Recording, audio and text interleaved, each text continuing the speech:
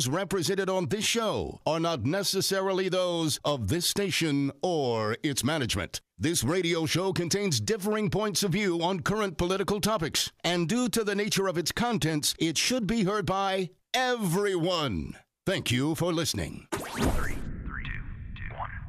Now live from the heart of liberal Wisconsin, where the political party is just beginning, welcome to the Devil's Advocate Show.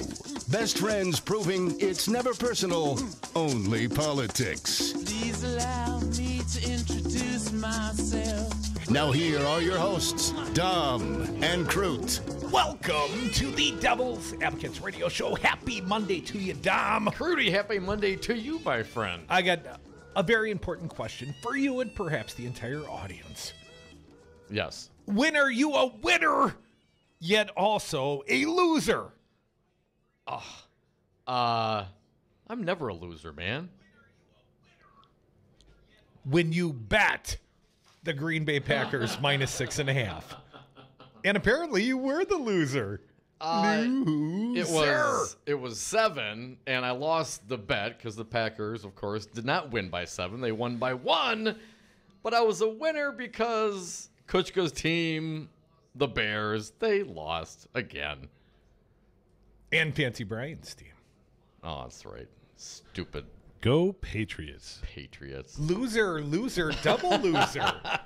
But I was entertained, man. It's not all about winning or losing. It's not all about the dollar signs. What kind of experience did you gain for the money, Crudy? And I had a lot of fun. I did as well. And I didn't have to pay. That one was on free TV last night. Gonna lead local today. We got a big show, Tom. Got my Congressman Mark Pocan joining us at the bottom of this hour. And also, going to talk with Batman, Matt Rothschild, Executive Director, Wisconsin Democracy Campaign, about 4:30 today. The topic, just how easy it is to give the gift of dark money. It's so easy, especially in Wisconsin. The wild, wild west that is the great state of Wisconsin. We've got uniquely corrupted campaign finance laws here. Matt Rothschild will lay it out for you in case you want to do some dark money giving between here and the election. He's the expert. He knows how it happens. Oh, Batman knows all about dark money giving. Who else knows all about it? He's really Bruce Wayne. You know who is really knowledgeable and very smart about dark money giving? Who's that? Governor Scott Walker. Well, more about dark money taking, receiving than dark money giving. Dom, let's lead local today. Let's start Walker bashing right from the top. It's not really local if it's in Politico, right? That's kind of a national outfit. Well, when the local leader is the national lead, at least at one of the big political outfits like Politico.com, yeah, let's lead there today. Scott Walker fatigue haunts Republicans. Haunts me. Haunts the state of Wisconsin. Signs that the Wisconsin governor is ripe to be taken down are everywhere. He's been on the shelf a little too long. A little beyond firm at this point. One might say a career politician, Governor Walker. I think he's molded. I read from the Politico piece. There's every reason to believe this is the beginning of the end for Scott Walker. Please, God, be true. His presidential bid crashed and burned. He's running for a third term as governor in what figures to be a hostile midterm for the Republican Party. Polling shows that independent voters who were so critical to Walker's wins in the 2012 recall and the 2014 re-election are breaking away from him.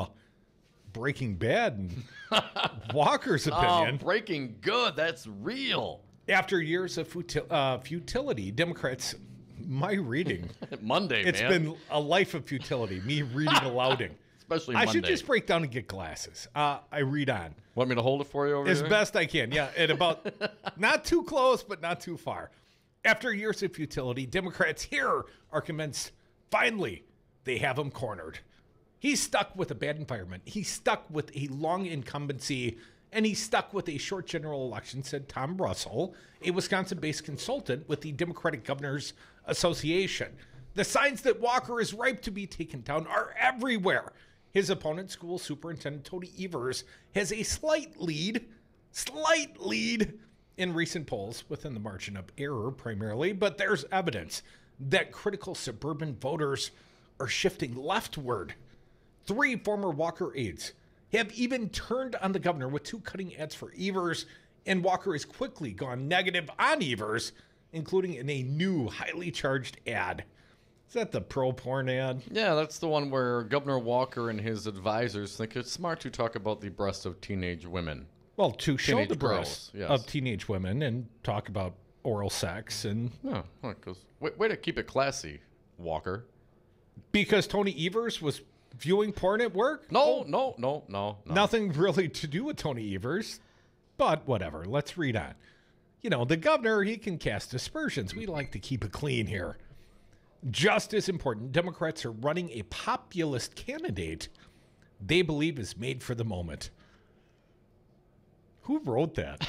I mean, I like Tony Evers as much as the next guy, but a populist candidate they believe is made for the moment. Natasha Korecki does He's- not live in Wisconsin. Tony's not out of central casting, I'm just saying. But, you know, strong candidate, Tom. Evers, who built momentum from decisively winning a crowded primary and went on to raise $1 million. $1 million in his first week as a nominee. A career educator, Evers presents a crisp contrast with Walker, who's held elected office for more than 2 decades. Democrats have seized on a Walker fatigue message that blames him for a teacher shortage, deteriorating roads, you know they call them Scott holes, and rising healthcare costs. The governor's real soft spot is in between his ears. That's not what it says here. The governor's real soft spot in his bid for a 3rd term, however, might be his 2016 run for president. His detractors, like me,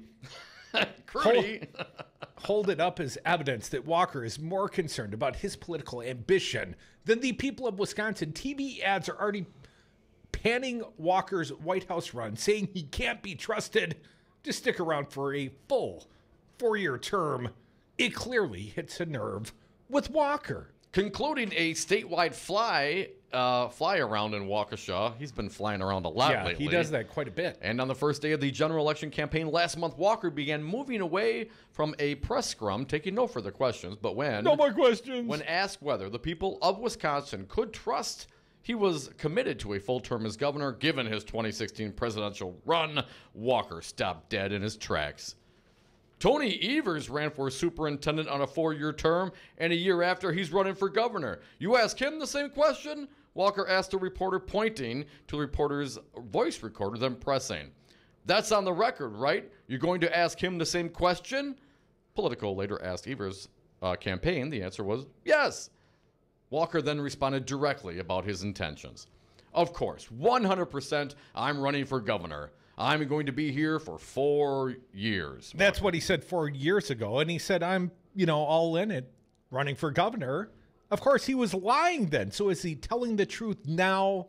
Now he's dependable. Now he's trustworthy. Walker said, noting he went on a statewide listening tour after he gave up his presidential ambitions. Quote, I came back and did listening sessions in all 72 counties. It's what influenced our budgets, the changes we made in education. It all came out of us going right back to the roots. The roots. Does that mean the back of the state airplane? A lot of people have said I could have easily gone on and done something else. I could have joined the cabinet. Who said that? Could have joined the public sector, Walker said.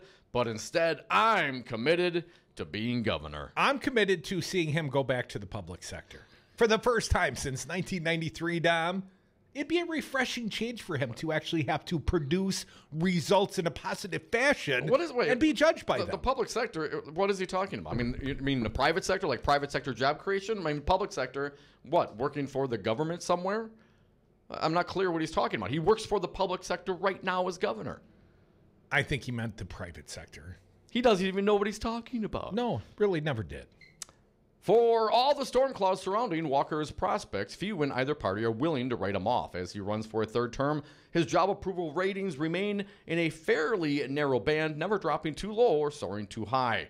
He's also cash flush, given the $8.6 million Walker and State Party reported to have in a bank in July. On top of that, The Republican Governors Association is expected to invest $5.7 million in preserving Walker's governorship. Walker can boast of a healthy state economy and an unemployment rate that stands at 2.9%.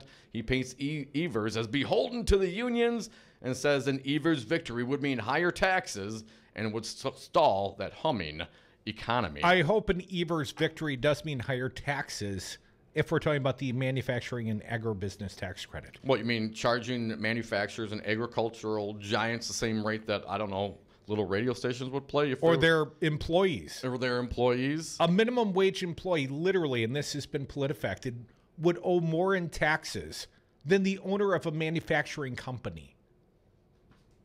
A little bit more here. Walker's durability and resilience. He's been running and winning tough elections since his early 20s. Inspires confidence among Republicans.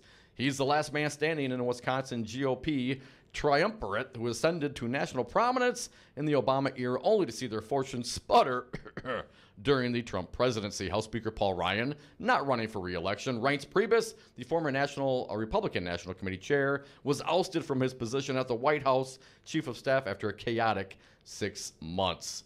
I don't think anybody thinks that this isn't going to be the most competitive governor's race in the country, said Brandon Schultz, a Republican strategist and former Wisconsin GOP party executive director. There's more here, but you got to read it at our Facebook page. What about this concept, Walker fatigue? I think it's bad governance fatigue. And, setting aside even the governance, even if I were a Republican right now, I would question the credibility of a governor who said, I'm running for governor, and then turned around and ran for president immediately thereafter. We were commenting earlier today. Fraser Freeze in the front row of his inauguration. At Scott Walker's inauguration, he had national fundraisers. He gave his State of the State address. It was freedom, freedom, freedom, freedom, freedom, freedom. And freedom. And freedom. And then he went to the Iowa Freedom, Freedom, Freedom Caucus, and he was the belle of the ball. And Donald Trump did have them a flutter. You shook his hand there. Trump shook my hand, yes. Not Scott Walker. He didn't come to the spinner. No, he doesn't do that. But you knew it was about done for Scott Walker at the end of the presidential campaign cycle when he started tweeting out pictures of himself and Bears fans for Scott Walker. Desperate man. This win last night is perhaps to Scott Walker's benefit. If the Packers suck the way that the Bears suck, I mean, if we all had to suffer through another Bears-like season, there's no way Scott Walker would ever win re-election in the state of Wisconsin. You heard it here first. Come back with us. We are the Devil's Advocates, Real Resistance Radio. Mark Pocan soon. Your calls next at 844-967-2789. Yes, the Bears still suck. Hey! Not running for anything but re-election, which I haven't announced officially, but I'm ready to run for governor in 2018. I wish you weren't a liar. No, I'm going to stay for a while. How about that? Freedom. $1 million. Brad Zog, owner of Zero Res Madison. Brad, why should people use Zero Res Madison? Why wouldn't you clean your carpets like this? We've got a patented system. We also do another step that most people don't do. We have a double rotating brush machine that we use when we pre-treat the carpet. So this helps dig up any of that stuff that's deeper in your carpet that the vacuum doesn't get. We're going to provide that intermediary step before we clean with our empowered water. Call Zero Res today, 608-848-9000. Zero Res. Spell it forward or backward. It's the right way to clean. Hi, this is Demi, pharmacist at Hyatt, locally owned pharmacy in the community of Milwaukee. Simplifying lives, one prescription at a time is our goal. Do free delivery of your medications to your home and at work. All your meds are brought together in one convenient dosage package individualized to your medication needs. We set up a house call with a licensed pharmacist to assist with medication management. We accept all insurance plans. To learn more about Hyatt, visit our website, HAYATRX.com. Do you own a rental property, or would you like to partner with a rental investment team? Call the pros you can trust at CCL Management. Rental expertise second to none, a general contractor on staff to direct repairs and improvements, and real estate brokerage services tailored to the small investor. If you're ready to invest in rental property, or just need professionals to manage your real estate portfolio?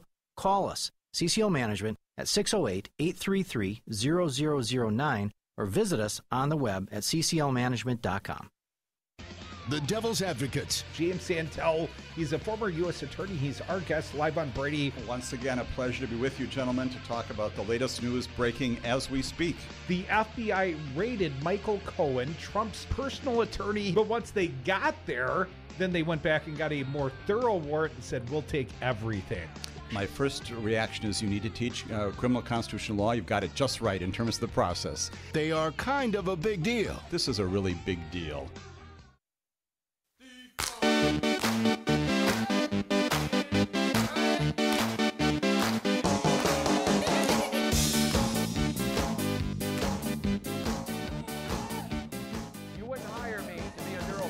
You wouldn't hire me to run condos. You wouldn't hire me to run HP. You probably wouldn't hire me to run the United States Senate. Listening to the Devil's Advocates radio show, streaming live on YouTube and Facebook, on Twitter at Devil Radio, and the phone line, talk or text, 844-967-2789.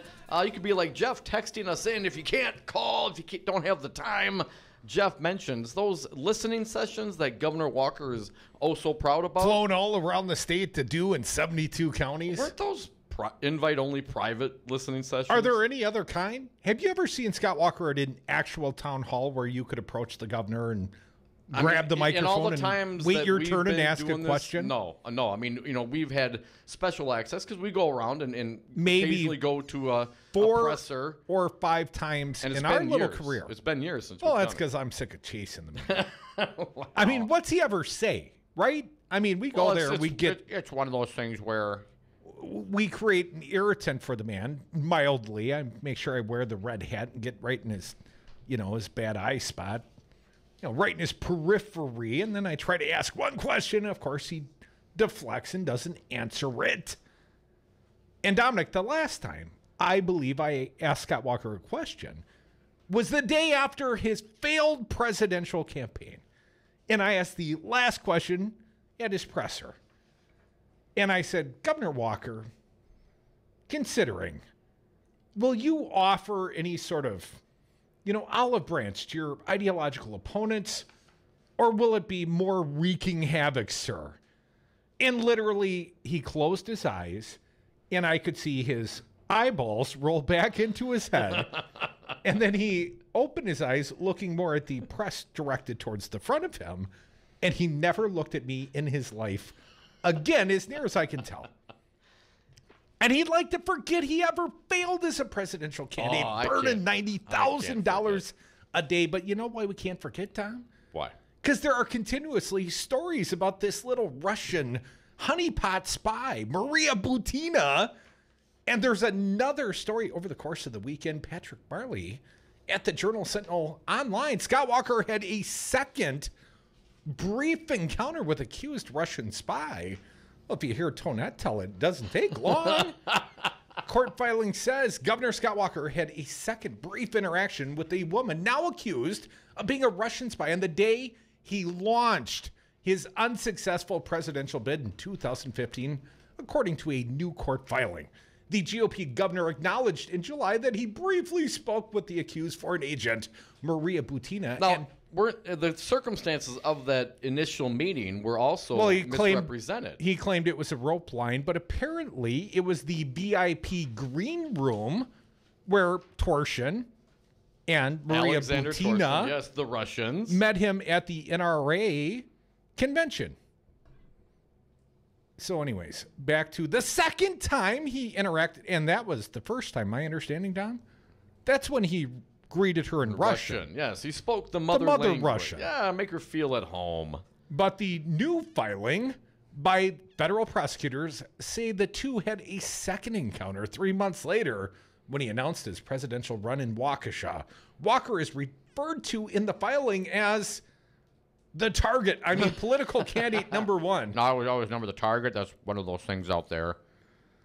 If Francis Schmidt had only called him the target as he was of the John Doe 2 investigation, Dom, all this Scott Walker conversation would have been over. How many times do we have to put up with our governor here in the state of Wisconsin being referred to anonymously in court filings?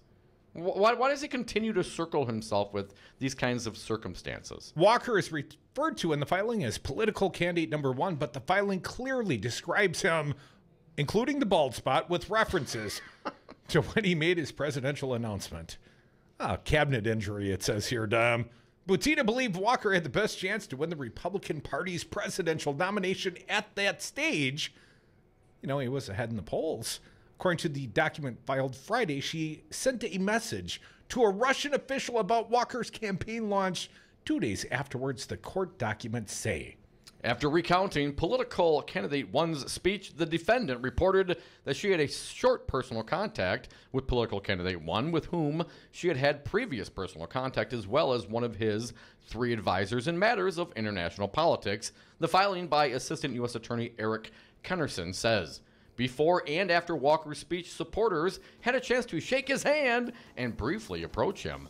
The government submitted this filing to show that she makes contradictory statements involving what is clearly a ridiculous version of events. Walker's spokesman Brian Reisinger said in a statement, "This was an event where hundreds of people could have found an opportunity to shake hands at the rope line or other chance moments. The governor has no memory of any interaction yet, and there were no meetings or gatherings before or after. Beforehand, he was with his family preparing for a speech he gave without any notes. And afterward, he sat on a keg of Miller Lite for a short break before doing a live TV interview." So cool. You know who the foreign policy advisor was? There are 3. I don't know. Who were they? Now Congressman Mike Gallagher. Oh, really? Yes. That's interesting. He, talking about Gallagher, has no memory of any interaction with Miss Butina at this event or any other time. Gallagher's spokeswoman, Madison Weiberg, said by email, "We are the Devil's Advocates, Real Resistance Radio. We don't want to work, so we're going to have a friend help us out. Mark Pocan, my congressman, calls in from D.C. next. Come back with us. I know you will."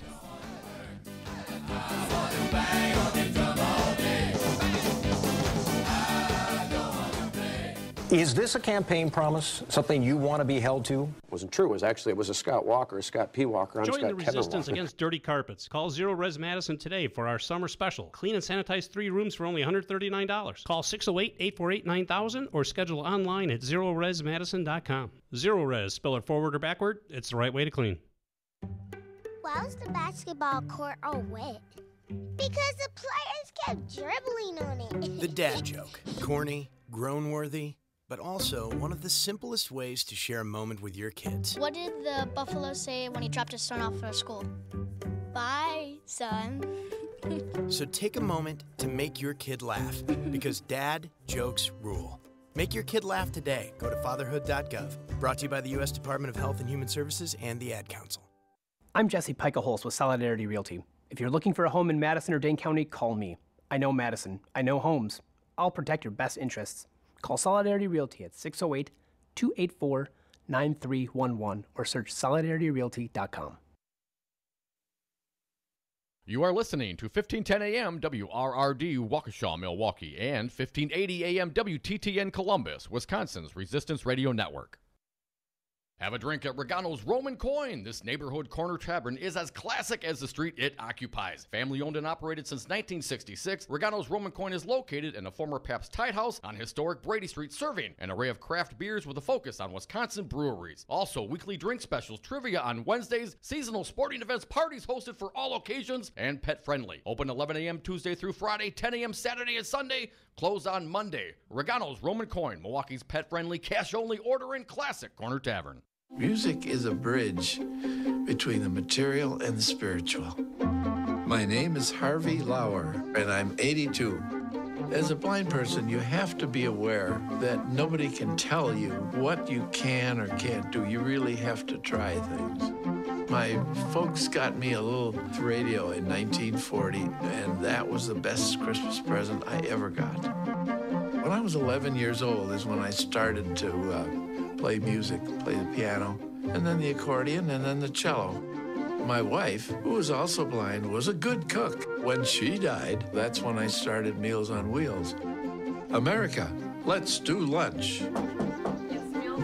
1 in 6 seniors faces the threat of hunger, and millions more live in isolation. Drop off a hot meal and say a quick hello.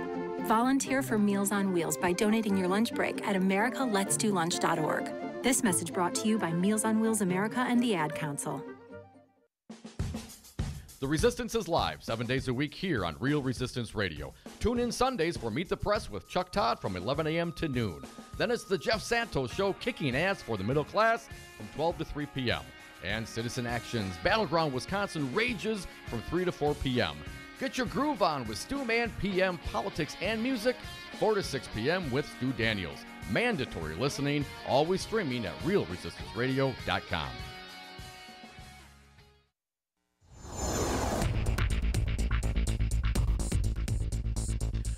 For Real Resistance Radio, my name is Keith Gosted.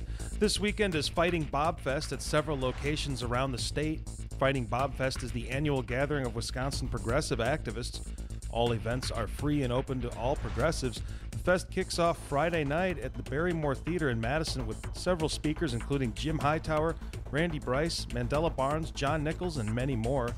On Saturday, there will be a picnic in Madison at the Brittingham Park from 10 to 2. Then the fest moves to Cameron Park in La Crosse from 3 to 7. On Sunday, Fighting Bob Fest will be in Milwaukee with times and locations still to be announced. The Brewers beat the Giants yesterday 6-3. Now they go down to Chicago for a 3-game series against the Cubs. And the Packers beat the Bears in an amazing comeback win at Lambeau Field last night. Final score 24-23. Packers will next host Vikings on Sunday at noon. For Real Resistance Radio, I'm Keith Gosted. I don't know if you know the Devil's Advocates, but they are kind of a big deal. Welcome back to the Devil's Advocates Radio Show. Got our friend, my Congressman Mark Pocan, along, doing a little Packer post-game coverage with us, Mark. Buddy, did you stay up late? You watched that game last night? I'll tell you, who's in pieces is my district director, Dane Verizzi. He is probably one of the biggest Packer fans I think around, and I think he was going to have an emotional breakdown if things did turn out. So he's still on that high from the game. So, Mark, what do you think about my theory? I have always postulated that the state of Wisconsin, the economy, the goodwill of all its people really follow, the wins and losses of the Green Bay Packers. If Aaron Rodgers had been seriously hurt last night in that game, God forbid, I think that would have really undermined Scott Walker's re-election chances. Well, I think Scott's doing a really great job on undermining his re-election chances right now, so we'll let him continue those efforts. Mark, in all seriousness, the governor of the state of Wisconsin is effectively following the Donald Trump script, stand up for the national anthem. He apparently thinks it's his role to chastise NFL players. Want to get your take on that. Seems quite political to me, but newest polling out on Donald Trump today with a 36% national approval rating, and I think that's the lowest I've seen for Trump. Why would one want to embrace the Trump candidacy if one was up at the ballot box in 2 months or less? Well, this is Scott Walker just in desperation, right? And he's had 8 years as governor.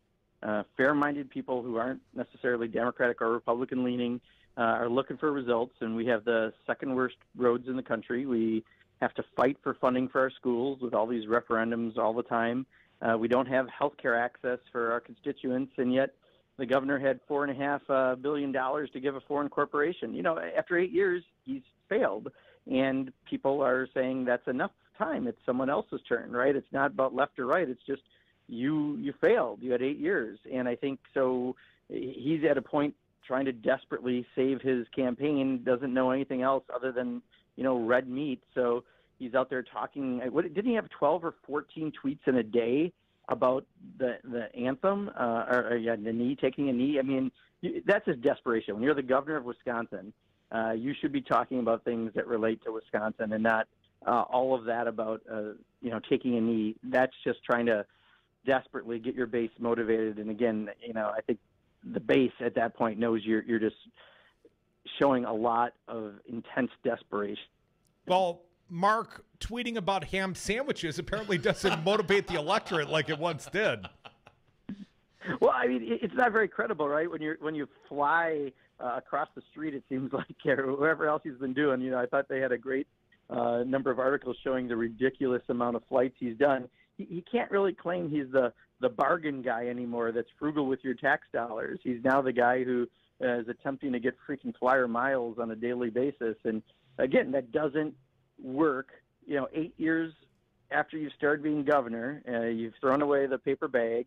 You got rid of the old car that took you around, and now you're, taking the jet around, and you've got crappy roads. That's why you can't drive on them and get anywhere. It just doesn't work. And I think that's where, people who, again, aren't left or right politically are just saying, you had 8 years, you screwed up, it's someone else's chance. Well, maybe he sees the writing on the wall, Mark. I mean, hell, if he doesn't take the state plane now, if he loses, he'll never get to take the state plane again. But, I mean, at least if he's out tweeting about NFL players and standing versus kneeling and whatever, he's not doing actual harm like he and his Attorney General Brad Schimmel are doing right now, using Wisconsin taxpayer dollars to take health care away. Mark, what's your take? Of course, Wisconsin AG out in this health care law. Where do we stand? What do you think is going to happen here going forward? Well, it's pretty amazing when you look at, people are starting to watch attorney general's positions around the country, right? Keith Ellison, my friend, running in Minnesota. You've got a big competitive race this Thursday in New York State, because it's attorney generals that are often suing the Trump administration to make sure that we can stop many of the bad actions that he's doing. In the case of Wisconsin, our attorney general and our governor have essentially going after the Affordable Care Act to take away pre-existing conditions for people. They won't sue the big pharmaceutical companies who are gouging us. They won't defend our voting rights. Over and over, net neutrality. They won't join the nearly half of the attorney generals in the country that are suing to keep a free and open internet. And, this attorney general and governor don't do that. They've been too busy taking on political cases instead. They've been busy, buying a bunch of, swag to hand out rather than dealing with rape kits in the case of the attorney general. It just shows that another failure that they simply can't govern. And I think, again, people are going to say, let's give someone a chance who can get this stuff done.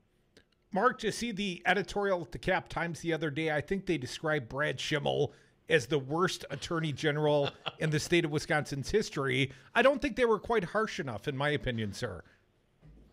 Well, to be fair, I can only say in the 54 years I've been on the planet, because I really can't personally speak of other attorney generals, but otherwise I think that's a pretty valid statement. Mark, I'd like to talk about governance and legislation that's passing through Congress right now and solutions for the American people, but that seems irrelevant in the current political environment we're in. What's your thought process about the anonymous op-ed at the New York Times last week, Mark, and the book that's coming out tomorrow, Woodward's book, Fear? Mark, I got to think DC's had a few things to say about these topics. Well, and this is, I don't even care what D.C. says. What I care about what the American people say. You just said there's a 36% approval, national approval for this president. The last one I saw in Wisconsin, I think it's the biggest drop-off of any state he won. He was at 36%, and only 31% want him to run for re-election. So even the people that say, he doesn't totally suck, but I don't think he should run again. It's not exactly a glowing review of his performance. And, now when you get inside people saying, look, I'm here to save the republic because I think this guy's a danger. And you've got the book saying many of the same things. And we've heard this over and over. And we've watched all of his best friends are either given immunity or indicted. You've got something wrong going on. So the good news is the Mueller investigation has been moving around very promptly. They're already up to 35-plus indictments. They're getting something done, unlike the 4 years we spent on the Benghazi situation with no indictments and 2 years on Hillary's emails. So things are moving in the right direction, and I think people, again, the people who don't live inside the Beltway, who just are looking for common sense, are saying this isn't the America that, we've grown to expect. And, what we've noticed in swing districts, sometimes this type of voter that's not a Democrat or a Republican is just tired of being forced into awkward conversations with their kids about porn stars and S-holes and very fine Klansmen and Nazis. And I think that's one of the determining factors of why this White House just won't survive.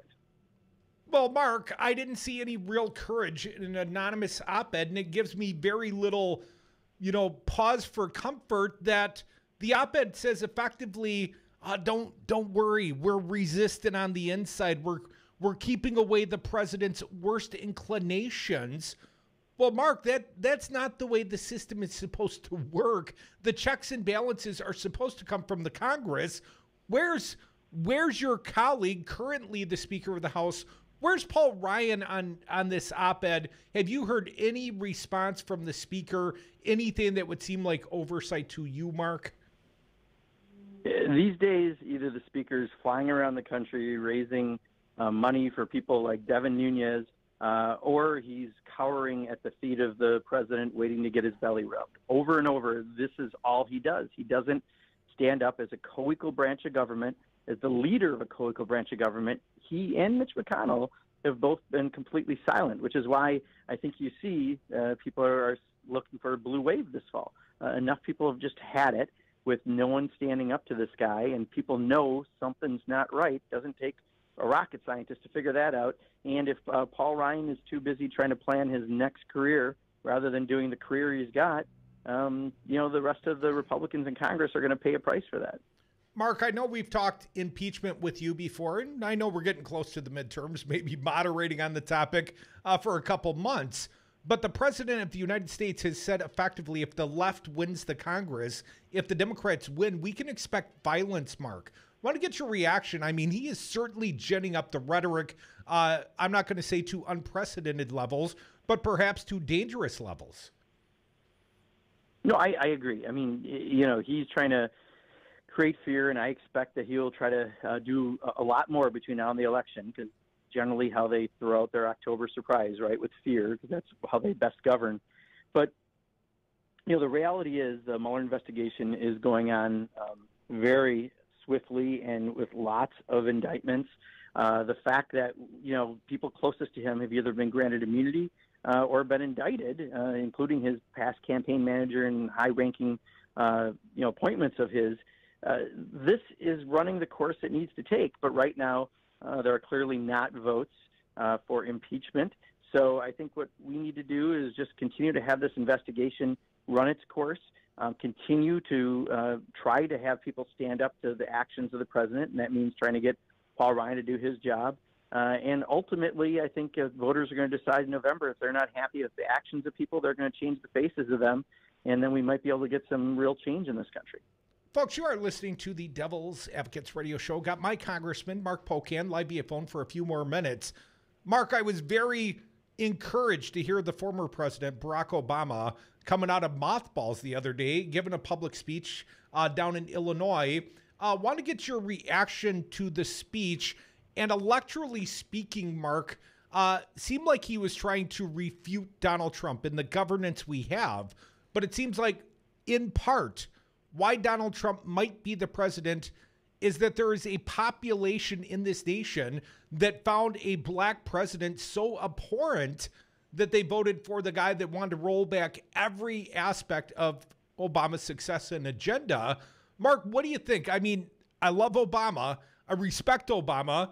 But clearly Donald Trump and his supporters do not. Are you concerned at all if Obama comes out that he's ginning up the right base? I think those people that I just got done talking about, who are just, not Democrats or Republicans, but know something's wrong with the direction of the country, to be able to see a real president again helps, I think, even solidify their views that something is wrong. Because when you see Barack Obama, you're like, wow, did I ever miss that, right? A competent adult in charge of the most powerful nation in the planet. And I think it does provide that contrast even more. It reminds people, because you can get wore down by the way Donald Trump acts like a giant man-child, via his Twitter account or actions. And at some point you might think that's acceptable behavior. But once you get a chance to see Barack Obama again, you can say, wow, aspiration and hope and positive messaging actually matters, and it actually, can restore our place in the world and everything else that we've had destroyed by Donald Trump. So I think it's a good thing. And I'm glad that, he had a little time off, and I hope he makes a few more speeches between now and November. What about Wisconsin? Of course, there's been some criticism. Obama never came and campaigned in the state of Wisconsin. Of course, he did when he was running for re-election, but never on behalf of, Tom Barrett and the recall, et cetera.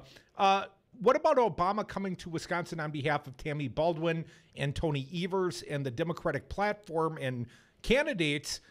Would you see that as a positive thing? And, should we start getting some room in Madison for this big campaign rally, sir?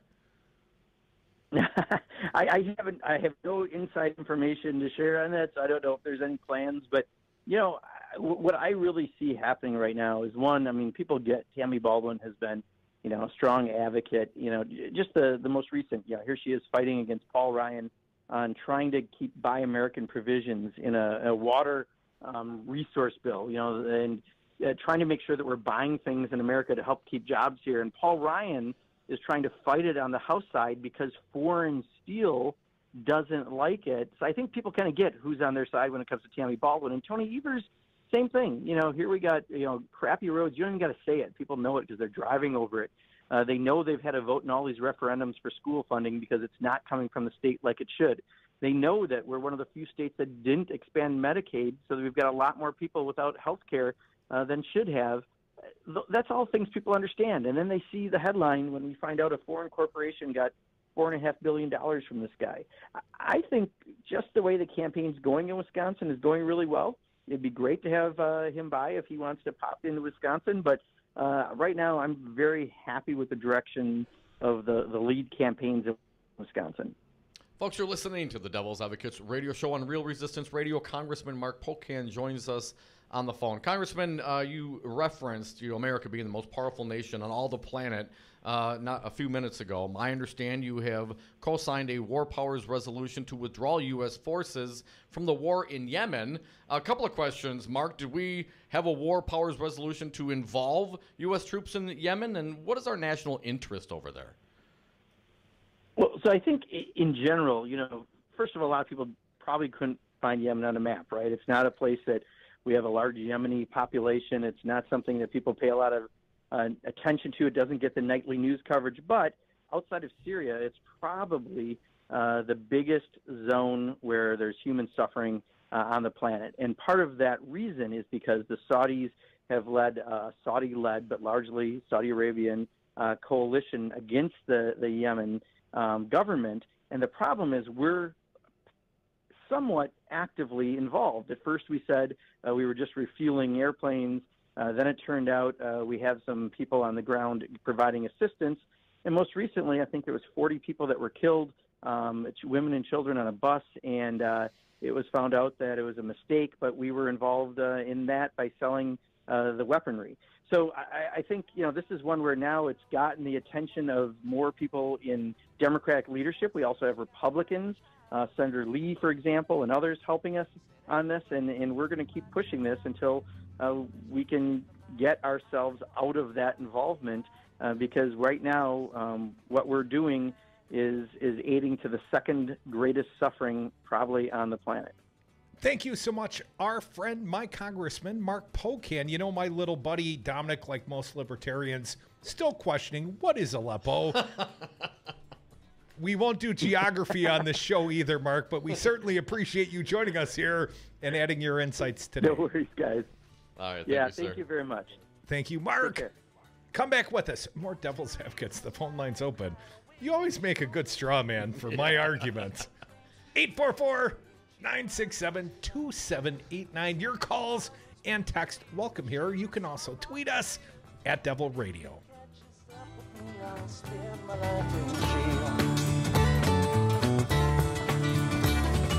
Got a wife in Chino, baby, and one Cherokee. First one says she got my child, but it don't look like it. We're going to be friends for a long, long period of time. Do you own a rental property, or would you like to partner with a rental investment team? Call the pros you can trust at CCL Management. Rental expertise second to none, a general contractor on staff to direct repairs and improvements, and real estate brokerage services tailored to the small investor. If you're ready to invest in rental property, or just need professionals to manage your real estate portfolio, call us, CCL Management, at 608-833-0009 or visit us on the web at cclmanagement.com. You concerned about speaking up at work? Do you feel like you have no say in your day-to-day work routine? Join Teamsters Local 344. Call 414-258-4545. Get a seat at the table. Join your brothers and sisters in negotiating for better wages, hours, and working conditions, and be part of the most powerful union in North America. Teamsters Local 344 covers sales and service throughout Southeast Wisconsin and package and airlines statewide. Contact Teamsters Local 344 at 414-258-4545 or at local344.org. On marijuana, unfortunately, as a public health issue and a public safety issue, I've opposed that. Dr. Sanjay Gupta, how can medical marijuana help those addicted to opioids? There's three big things. There's clear consensus now that cannabis can treat pain. That is not an opinion. That is a consensus conclusion by big scientific bodies like the National Academy of Science. We also know that it can help treat the withdrawal symptoms of opioids. People, they don't want to be on them anymore. They want to quit, but they develop the terrible withdrawal symptoms. And now we have evidence that it can actually help heal the part of the brain that is diseased in someone who's an opioid addict. If you had to start from scratch and design a substance to help lead us out of the opioid epidemic, like in a lab, it would probably look very much like cannabis. Call Governor Scott Walker at 608-266-1212. Tell him good people do smoke marijuana. This message was paid for by the People for People Corporation. Donate online at p4ppc.org, p4ppc.org. Aleppo. What is Aleppo? Dom and Krutz are the Devil's Advocates. And we are back. Thank you for listening to the Devil's Advocates radio show on Real Resistance Radio, streaming on YouTube and Facebook, on Twitter at Devil Radio, and the party line, talk or text. Toll free, 844-967-2789. Dominic, we've got either fans or gawkers outside. Someone took a photo. I think they were trying to take my photo. You think so? Sure. Sure. Yeah, you look great from, a street level up. You look really... A street level up profile of Crudy? Yeah. Oh, that's a good angle. That's my best side. Or not. Oh, or not. We'll have to wait and see. Thank you to our good friend, my Congressman Mark Pocan. Always great to have Mark on the show. Yeah, Mark's a cool A very cat. generous man with his time. This midterm election, as far as I'm concerned, it's all about impeachment, about checks and balances, about no man, including this president, being above the law. And the only way we're going to have any legitimate checks and balance is if we overwhelm at the ballot box. My fear, it's not good enough just to show up. I mean, we got to show up in overwhelming numbers. We've got to overwhelm at the ballot box, or the Trump supportive sorts, they won't believe the outcomes. If it's a simple majority in the House, that's not the rule. We got the McConnell rule. We just made up a rule. Can't impeach the president unless it's a non-presidential year. Yeah, look, come up with something. It's divided by pi and the circumference of the flat Earth. 844-967-2789. I'm just, going by prior arguments and the logic. I get it. Of our no matter Trump what supportive happens, friends. no matter what happens, if it's if the progressives and the Dems win by a small margin or a large margin, those true hardcore Trump supporters won't believe it anyway. What if we win by a couple hanging chads in Palm Beach? Do we call it a mandate? I got a mandate. 844-967-2789. Let's get some callers in. Wisco Paul, you are first. Happy Monday. What do you got for us today? Hey, Paul. Hey, thanks for taking my call. Scott Hole's the worst. I don't care how he wins. I just want that guy gone. Now I know why the roads suck so bad, and they do suck. He flies everywhere. He gets in a flipping freaking plane and flies. Like it's unbelievable. And I mean, so much for the lunch bag. And I'm told, I can't really tell you by who. Yeah, well, they just throw things out there themselves. So I'll throw this out there. It's over $3 billion. Over $3 billion in the hole for these roads. You get rid of the rail. Oh, for Christ. You know, I'll tell you another thing. These ads he's running down here in Madison, I don't think they're going to work. I really don't think they're going to work. Come on, Tony Evers knows a guy who watched porn one time. For Christ's sakes, look at Tony Evers. Does he look like he'd do anything like that? I mean, he's that teacher. He looks like my... Oh, man, I tell you. Hey, anyway, he does... Scott Hull's got a lot of money. He does have that. But I don't see this guy getting elected. No way, no how. Especially with the health insurance. I'm going door to door, man. I'm so fed up with this stuff out here on the roads. Can't. You know what? At one time, it was really simple for Wisco Paul. It was all about the roads. It was just the roads. Now look at this. I never realized this guy would fly everywhere. What? Just a total waste of money. The state's money, everything. It's not his money. It's your money, Paul. He doesn't care if he's wasting your money. He just makes me sick. I've had it with this guy. I'm serious. I'm going door to door. I've never done that before. I joined the Democratic Party. I never did that before. That's how much this guy sucks to me. I'll do whatever they want me to do. I don't care. And I'll put my Teamster stuff on. I'm going door to door. Well, okay, maybe not anything. Hey, thanks for the call, Paul. Always appreciate your input. Certainly Governor Scott Walker has gotten farther and farther away from the everyday people on the street. And when you don't have to experience how bad the roads are on a regular basis, if you're not commuting on a regular basis, if you have the option to, lean on someone's plane, the state's plane, to go out and fundraise, go out and talk to the citizens of this lovely state in private, in town halls that you have to be invited to, you lose perspective. And Governor Walker does not have any perspective on this state. He lives in a mansion, the people's house, the governor's mansion. He goes, 2 miles to the state capitol in a taxpayer-owned SUV. The roads aren't so bad in Maple Bluff. It's out here in the rest of Wisconsin we got the problems. Come back with us. We got problems, people. 844-967-2789. Here's your opportunity to tell us about it.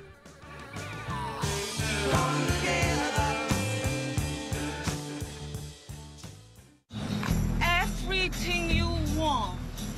Everything. Don't even think about it.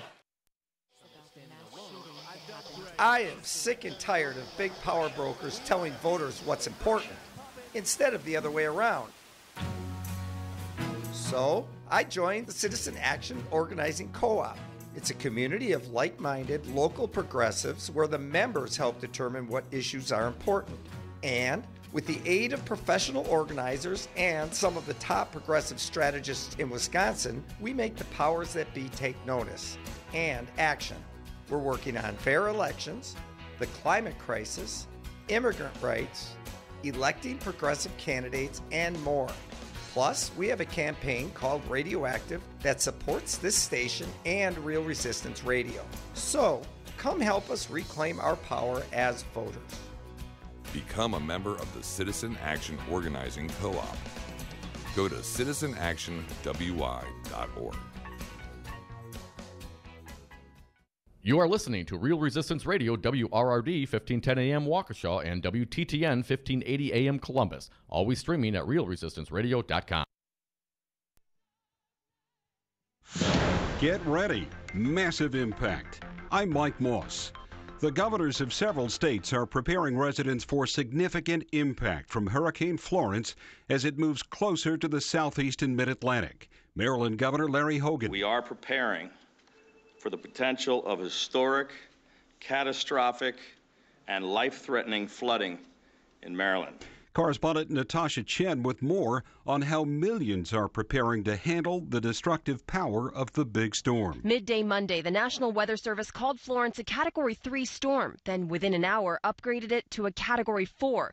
Before Florence makes impact late Thursday night or Friday morning, some on the coast, including people on North Carolina's Hatteras Island, are already evacuating. Grocery store shelves are running out of bottled water, and supply stores are selling a lot of plywood and generators. Officials warn people to be prepared prepared to be without power for a while and to clear debris from their yards before high winds pick it up and create damage. South Carolina is also preparing to be in the path of the storm. Residents there are offering free sandbags. I'm Natasha Chen. A federal judge is refusing to let a woman accused of being a Russian spy out of jail until her trial. Correspondent Sarah Murray says the judge also imposed a gag order on both prosecutors and the attorney for Maria Butina. The judge said that her lawyer, Robert Driscoll, essentially overstepped in all of the TV interviews he's been doing and the public remarks about this case. The judge pointed out that D.C. has a relatively small jury pool, and she basically said, look, this is a case that I want decided here in this court. It's not a case that I want to see tried through the media. Negotiators for Canada and the United States will meet again tomorrow to try to find agreement on a trade deal that would update NAFTA. The United States has already reached agreement with Mexico. After more than a year of talks, however, Canada and the U.S. are still trying to resolve their differences. On Wall Street, the Dow closed down 50. Brad Zog, owner of Zero Res Madison, resisting dirty carpets and harsh chemicals. Brad, why should people use Zero Res Madison? Why wouldn't you clean your carpets like this? We're not using any soaps. We're not using any chemicals. We cost about the same as the other guys. You look at it and you go, where's the downside? You got a completely green clean. It's awesome. We guarantee it. There's no downside. There's no downside. Use Zero Res. Call Zero Res today. 608-848-9000. Zero Res. Spell it forward or backward. It's the right way to clean. Businesses today thrive and survive with technology. At Five Nines, we provide businesses with the IT tools they need to stay relevant. We offer enterprise-level solutions at competitive prices. I'm Todd Stryker, President and CEO of Five Nines. Let us manage your IT so you can focus on more important things, like running your business. Check us out at fivenines.com. That's the number 5, NINES.com. 2155. California is targeting 2045 as the year to end the use of fossil fuels in generating power. The new law could transition California to 100% emissions-free electricity sources. Governor Brown says the aim is to meet and exceed the goals of the 2015 Paris Climate Accord. This bill and the executive order that I'm going to sign will put California on a path to the goals to meet the Paris Agreement and beyond. It's not going to be easy, and it will not be immediate, but it must be done. The renewable energy measure would require California's utilities to generate 60% of their energy from wind, solar, and other renewable sources by 2030, with a goal of achieving carbon neutrality no later than 2045. Dave Alpert, Los Angeles. Julie Chen, wife of Les Moonves, was absent from her talk show on the CBS TV network The Talk a day after a new round of sexual misconduct allegations led Moonves to step down. I'm Jesse Pica-Holz with Solidarity Realty. If you're looking for a home in Madison or Dane County, call me. I know Madison. I know homes. I'll protect your best interests. Call Solidarity Realty at 608-284-9311 or search solidarityrealty.com. Donna from Louisiana. The storm just hit, and we went from donating to the food bank to needing it. Hunger is a story we can end. End it at feedingamerica.org. Brought to you by Feeding America and the Ad Council. The Forum, hosted by Sherwin Hughes, exclusively on Real Resistance Radio. Call in live at 844-967-2789 and give your thoughts, feelings, and opinions on local and national topics. Monday through Friday from 8 a.m. until 11 a.m. It will not be what you expect to hear, but we will definitely give you what you need to know.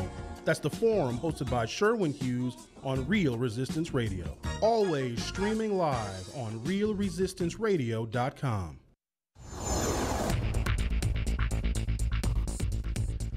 For Real Resistance Radio, my name is Keith Gosted. Scott Walker's former transportation secretary says the Republican governor isn't telling the truth about road projects, and he's gambling billions of taxpayer dollars on highways that will already be obsolete when they are built. Mark Gottlieb is a Republican who served in the state assembly for 8 years, then served as Walker's transportation secretary from 2011 to 2017. Gottlieb is the third former aide to the governor who is now speaking out against Walker for his policies. In an interview, Gottlieb said he's speaking out because Walker hasn't been honest about how decisions are made for road expansions. And weather out today. Clearing skies, highs in the upper 60s. Tonight, mostly clear, lows in the mid-50s in Milwaukee, lows in the 50s in Madison. Tuesday, sunshine, highs in the low 70s. For Real Resistance Radio, I'm Keith Gosted. The following program is a presentation of DC Communications, LLC. Warning, you are about to listen to the greatest radio show ever. And due to contractual obligations and to shield our airwaves' corporate licensees from any semblance of liability, responsibility, and gullibility, we must tell you the views represented on this show are not necessarily those of this station or its management. This radio show contains differing points of view on current political topics, and due to the nature of its contents, it should be heard by everyone. Thank you for listening. 3, 2, 1. Now live from the heart of liberal Wisconsin, where the political party is just beginning, welcome to the Devil's Advocate Show. Best friends proving it's never personal, only politics. Please allow me to introduce myself. Now here are your hosts, Dom and Crute. Welcome back, hour 2 of the Devil's Advocates Radio Show. It's a Monday. You can join us. 844-967-2789. We take your calls Monday through Friday. Not so much on the weekends. No, not us. Dom likes to take his weekends off. Well, I don't do a luxuriate. Show. Yes, is that what I do? Get a mani-pedi. I need one. Little man. me time. It's getting dry out. Governor Scott Walker, we come back to this topic, this god-awful governor. Walker bashing. And when he was a presidential candidate, albeit not a good one, a failed one. And not very long. He got accustomed to the finer things in life. Apparently, Dom, when you've got $90,000 a day to burn, damn. Let's not forget, Scott Walker's presidential campaign and campaign in waiting, you know, the 527s, he misused his campaign in waitings. $40 million this guy burned through to not make it to the Iowa caucuses. Damn. MC Hammer's thinking, can't touch that. No. So anyways, he's back in the state of Wisconsin. What do you say? Oh, I had to go tour all 72 counties. Do the full Wankinator. Right? Yes. The Grassley, the full Grassley, they call it in Iowa. Every 100 Iowa counties. Well, here in the state of Wisconsin, when he hit all 72, it's called the full Wankinator, apparently. But only if you get to use the state plane. And I know we got some ready friends that are saying, oh, man, you guys make such a big deal out of everything. No big deal. I mean, everybody flies around the state. Everybody's doing it. No, that's not really true. In fact, mathematically, it's not true at all. Scott Walker's unique in his travels and his use of the state resources. 844-967-2789. Let's get to Mark from the Sac. And then we'll tell you just how bad Scott Walker is abusing the taxpayers and our resources, you know, our dollars. Hey, Mark, you're up. Happy Monday. What do you got for us today? Yeah, he's went through $40 million to deny the state. For in just one case, I mean, 200. The Menominee tribe weren't they offering us $250 million? And an ongoing $25 million to $35 million per year in taxes for a new casino. And let's not forget the 10,000 jobs that Scott Walker said, pound sand to. It's just, where is any kind of, it's a rhetorical question at this point in time, because there's no, it seems like there's no integrity among this God squad that we have here. That, I mean, Brett Kavanaugh is openly lying to the Senate Confirmation Committee. Scott Walker lies on a daily basis. That it is just people have to wake up, because you know it's just, and their defenders. I mean, it's amazing the defense we see. You know, even on your site there, where there's guys that have drank the Kool-Aid, and I don't know what kind of rose-colored glasses that they have, you know, embedded in. It's tribalism, Mark. I mean, it's you know, there's still people cheering for Tiger Woods and not Tiger Woods. And who was that Green Bay Packer guy that picked up Jim McMahon and body slammed his ass? Charles Martin, I believe. I mean, blatantly dirty. But there are Packer fans in the pit of their heart and stomach feel like that was the greatest hit ever. Right? Because it was our team doing it to one of their guys. That's how I think the Trump supporters feel. I know it's how the Scott Walker supporters feel. You know, our team's winning. Run up the score. Jam it down their throats, Mark. It's rah, my team, your team sucks. Well, I guess I'd rather be on the team that actually has some semblance of a little bit of honesty, where it seems like the other guys who actually invoke God in everything they do, that they must think they must believe there's no accounting at all, because they can just flip that around as much as they want. I mean, well, as long as you ask for forgiveness, God will forgive you. I'm not clear that the electorate will, though, Mark. You know what I'm saying? Listen, you're not going to get certain people ever going to flip, right? The hardcore is going to be the hardcore no matter what. You're going to have perhaps paid supporters, and of course they're paid to support. You're never going to convince them. It's hard to get into any sort of philosophical discussion. Certainly there's lots of independents out there, lots of right-winging folks that are looking around going, wow, what happened to these people? So how do we, if we want to see Scott Walker gone, how do we turn them out instead of tuning them out? Because when we hear these things nonstop, back and forth all the time, you know, a lot of people are just going to say, to hell with it. I don't have the time for it. I don't care. I'm not showing up. How do you motivate people with these issues instead of turning them off? I don't know. I mean, I've never had a problem being motivated to get out to vote. That things are going to get worse unless we get them out. I mean, that's the long and the short of it there. That it is just, you know, that there's just things you just have to say. You got to get out there and you have to vote. You got to, and hopefully our Democratic ticket, I think, is a relatively strong ticket. I mean, Mandela Barnes may motivate some more people to get out. I mean, Tony Evers seems like just a decent guy, where Scott Walker has never been a decent guy. I think he was a nasty little piece of work back when he was an Eagle Scout. But Mark, that's not how the old ladies perceive him. Very good at retail politics. He's a preacher's kid. He's been sucking up and playing nice, you know, at church on the rope line since he was a high schooler, since he was a junior hire. The kid's been playing the Eddie Haskell preacher kid his entire life, Mark. It's from the perception of the electorate, Scott Walker seems like a real wholesome, nice guy, eats a ham sandwich, drives a Saturn. You know, what you fail to realize is he's cashing, you know, $1 million checks through third-party coordinated groups. He's got a legal defense fund. He's a corrupt SOB, but that's not the way they perceive him, because, you know, he's on our team, and he throws a good tight spiral. Well, that we just have to, you know, tell folks that Gerald Kellner is still dead. I mean, that garage collapsed under Scott Walker's watch. I mean, they talk about all these kids that may have been exposed to pornography. These kids themselves probably are out there, you know, they can see stuff on the internet that worse than those teachers supposedly were finding. But I mean, that kid is dead because Scott Walker didn't maintain that garage. And I know it's a broken record for me on that issue, but I mean, that's what you have to hammer home on these guys. When they do something like that, where it actually costs lives, that you have to make you have to make them pay. And I don't know I'm at a loss now, you know, that the Democrats seem unwilling to actually go low sometimes. I mean, and I don't know if telling the truth is not going low. Telling the truth is telling the truth. And Scott Walker failed in Milwaukee County. And I don't need to tell you guys, you've heard me say it before. Oh, he didn't fail. He rode the wave of a recall.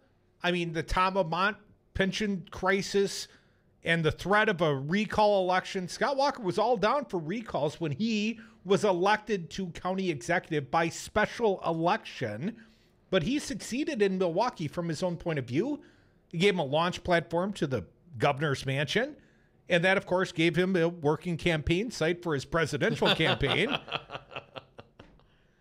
Thanks for the call, Mark. Always appreciate it. Yes. And the fact that he remains the governor gives him, license to use the state airplane and fly all around the state on our dollars. And Mark makes a great point. We can get to this article, Curdy. But yes, while governor was county executive here, there was a family on their way down to Summerfest walking next to a parking garage. And part of the fabricated facade fell off and landed and killed a young man.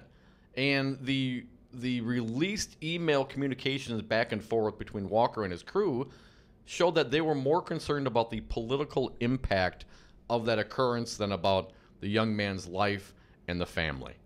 Dominic, that was a tragedy, perhaps, the disrepair. You could say some culpability, some blood on the then county executive, now governor's hands. But defend Lincoln Hills. I mean, this is a current front and center example. Defend kids being sexually abused, being beat up, being pepper sprayed, being put in solitary confinement. Defend the fact that you closed Ethan Allen. You put these kids hours away from their families over their workplace conditions. This is entirely General Brad Schimmel. And why? He's never even been there. He sees no value in visiting them because to them, there is no humanity. It's not about human life. It's about political consequence. And that's not going to look good. If I go up and visit Lincoln Hills, it's going to look like we got a problem at Lincoln Hills. To hear Ed Wall tell it in his book, because he didn't want to have a meeting on his agenda next to Department of Corrections, because then he might have to take autograph to you by Ed Wall. Yeah, did you bring it in? Yeah. All right, sweet. It's in my briefcase. I'll give it to you today. As long as you give me a beer. You have many beers as you want. Or maybe I'll give it away to someone in the audience. Oh, hell no. That's my book. But they got to be named Dominic. We are the devil's advocates. Our governor, inhumane, corrupt SOB, just because he's a preacher's kid, just because he gives that shucksy smile and says, it's one of theirs. It's one of those where my wife puts the ham and cheese in the brown bag every day and I take it to work. And I put it on my Instagram account just in case you didn't know what a ham sandwich looked like. But in real life, I'm flying around the state on your dollars. Hope you don't mind, Wisconsin. Come back with us. More Devil's Advocates. Phone lines open 844-967-2789.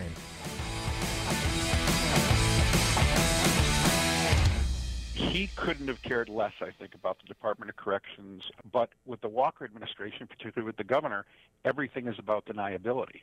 And that's what they're trying to do. They, he never saw it. That's what they'll say about everything. Here's what I challenge you to do. Go back through his entire time in office and see if you can find him once visiting a state agency. I'll bet you can't. Have you outgrown your house? Are you sick of apartment living? Not ready to buy but know you need to move? Hi, folks. This is Tom Hartman for CCL Management in Middleton. You should consider moving up to one of the finer rental homes CCL Management represents. Unique houses and condos, always clean, most are pet-friendly. Visit cclmanagement.com today to find your new home. CCL Management, Dane County's premier leasing and property management company. Call CCL Management at 833-0009. That's 833-0009. Or visit cclmanagement.com today. For over 2 decades, Linda Smallpage, owner of Boutique Photographer, has been the woman behind the lens creating images of Milwaukee area families and business owners. Specializing in photographing people, she is uniquely talented at capturing character. Published in Milwaukee Magazine with 38 full pages of her work on the faces of Milwaukee, she's also featured as a successful Milwaukee portrait photographer. Located in Whitefish Bay, Linda offers studio and location work throughout southeast Wisconsin for commercial headshots, brand imaging, business portfolio, nonprofits, and playful family portraits. Visit boutiquephotographer.com to connect with your Milwaukee photographer, Linda Smallpage, or look for her link in our sponsor page. Boutique Photographer, photographing people at work, play, and in love, and sometimes dogs. To book your photo shoot or for more information, go to boutiquephotographer.com. That's boutiquephotographer.com. Tell her Real Resistance Radio sent you. Live via phone, he is former U.S. Attorney Jim Santel. Firing Bob Mueller doesn't mean that the prosecution, the investigation goes away. Pardoning one individual does not mean that you undo everything that has been done before. So this notion that somehow by shutting down and by pardoning and by sort of stopping the process, you're also stopping the wheels of justice is simply, again, it's simply wrong. The Devil's Advocates, weekday afternoons on 1510 a.m. Wisconsin's Resistance Radio.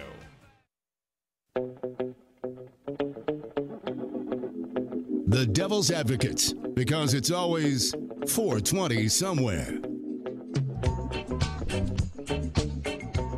And we are back from the 420 break. Thank you so much for listening to the Devil's Advocates Radio Show. Real Resistance Radio, streaming on YouTube and Facebook, on Twitter at Devil Radio. You can always join us on the party line. Talk or text 844-967-2789. I didn't know you were going to rapidly say party line. I'd like to, say party line with you. Sorry, I didn't see it coming. All right, man. Party line. Damn it, there it was again. Party! Matthew DeFore, Wisconsin State Journal. Scott Walker took 127 more flights last year than Cuomo did. The scrutinized New York governor, I read from the DeFore piece. Republican Governor Scott Walker took 65% more. That's a lot more taxpayer-funded flights last year than Democratic Governor of New York, whose flying was noted in a recent news report for being more frequent than any governor among the 10 most populous states. Wisconsin is not among those states. It ranks 20th. It was not included in the report.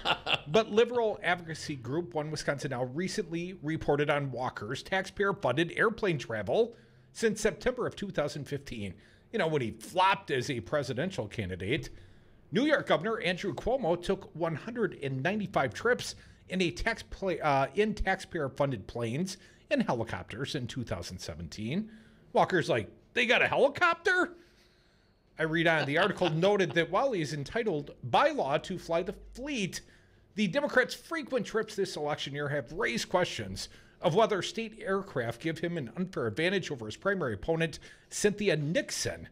Walker, now running for his third term in a tough matchup with Democratic State Superintendent Tony Evers, took 322 flights last year, and that was down from 351. Come on. He took in 2016. Only about a dozen over both years were reimbursed by the campaign. Walker's frequent flying occurred during a period when he was reconnecting with voters. Is that what it was? After spending a year running for president, he held dozens of invite-only feedback sessions. Wait, say that again? Invite-only feedback sessions with local officials and Republican residents, met with local news outlets, and toured schools, healthcare facilities, and businesses. Crudy, this proves Scott Walker is the hardest working governor in America. Walker spokeswoman Amy Hassenberg said of the comparison to Cuomo, he has made it a priority to get out of Madison and listen to the people, and he's delivered positive results for Wisconsin. Hardest working governor in America. The year before, 2015, when he was running for president, he would literally call it in 15 minutes a day. He would call, someone from the staff for 15 minutes. That was the entirety of his governance. Scott Ross from One Wisconsin Now. They have some quotes on him. You can go to the site and read it, but I'm going to jump forward in here. Ross highlighted a roughly $2,000 taxpayer-funded flight Walker took to Rhinelander the same day a political ad in nearby Three Lakes was filmed. State law requires politicians to reimburse the state at least half the cost of trips that include a political component. Walker campaign spokesman Austin Altenberg said the campaign doesn't plan to reimburse any portion of the flight because Walker was visiting Nicolay Area Technical College in his official capacity that day. The campaign then paid for ground transportation to Three Lakes and a $3,270 private flight back to Madison. The campaign ostensibly could have paid less had Walker made the state airplane stay in Rhinelander all day and paid half the cost. The campaign is appropriately paying for all subsequent campaign-arranged travel that we are responsible for at no cost to the taxpayers. It's nice that they get to decide what they are responsible for. Keep reading. Since Walker dropped out of the presidential race in September of 2015 through July of this year, Walker has spent $934,000 on more than 950 taxpayer-funded flights. Now, $1 million. Now, you and I spent quite a bit of time on the road, and if I asked you, you might say, it seemed like 950 flights over the last 3 years. But we've taken maybe 20 flights over the last 3 years combined to travel the entirety of the country. Scott Walker has taken 950 flights since he fell out of the presidential race. 950 flights at our expense. You know what that is, Dom? What do they call that? It's a hell of a lot of trips. For what? Invite-only feedback sessions with local officials and residents. A little bit more here, Crudy. The Times reviewed records of the 10 most populous states for comparison and found Cuomo flew more frequently on state aircraft than any other governor of the states that provided records. In fact, Cuomo logged 50% more flights than the second highest governor on the list, which includes several states that are geographically larger than Wisconsin, including California, Texas, and Michigan, and a few that are roughly the same size geographically, such as Illinois, Georgia, and Florida. So, if I understood that, Dom, Cuomo takes 50% more flights than the second highest flying governor from these 10 most populous states. Correct. But Scott Walker takes 65% more flights than Cuomo, than the number one guy on the list. Yeah. I got to think Scott Walker's got to be in the top 2 or 3 of national high flyers. I think so. 844-967-2789. Wonder if you join the Mile High Club. Bob from Waukesha, you're up. What do you got for us? Oh, we only got 1 minute. All right, Bob, tell you what. Sit tight. We got Matt Rothschild after. Bob, you're up. Go. Go ahead, Bob. You got like 30 seconds, my friend. Go ahead. Tony Evers is not going to beat Scott Walker because he doesn't want to get down in the mud and wrestle with a pig. His ads, there is so much there to work with Walker, and his ads are just, they're wimpy. They're not milquetoast. They're like Tony Toast. Come back with us, our friend Batman Matt Rothschild, Executive Director, Wisconsin Democracy Campaign.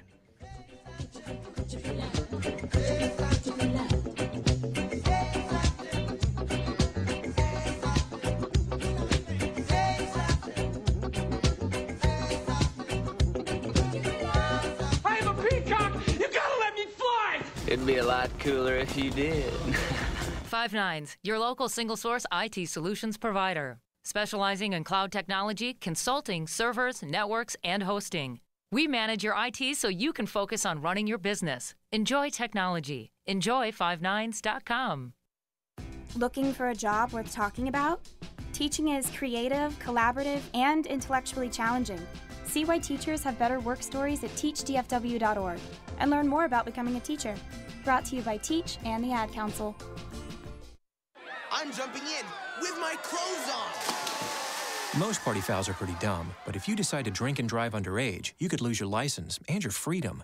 Learn more at ultimatepartyfoul.org. Brought to you by the National Highway Traffic Safety Administration and the Ad Council. I'm Jesse Pica-Holz with Solidarity Realty. If you're looking for a home in Madison or Dane County, call me. I know Madison. I know homes. I'll protect your best interests. Call Solidarity Realty at 608-284-9311 or search Solidarity Realty.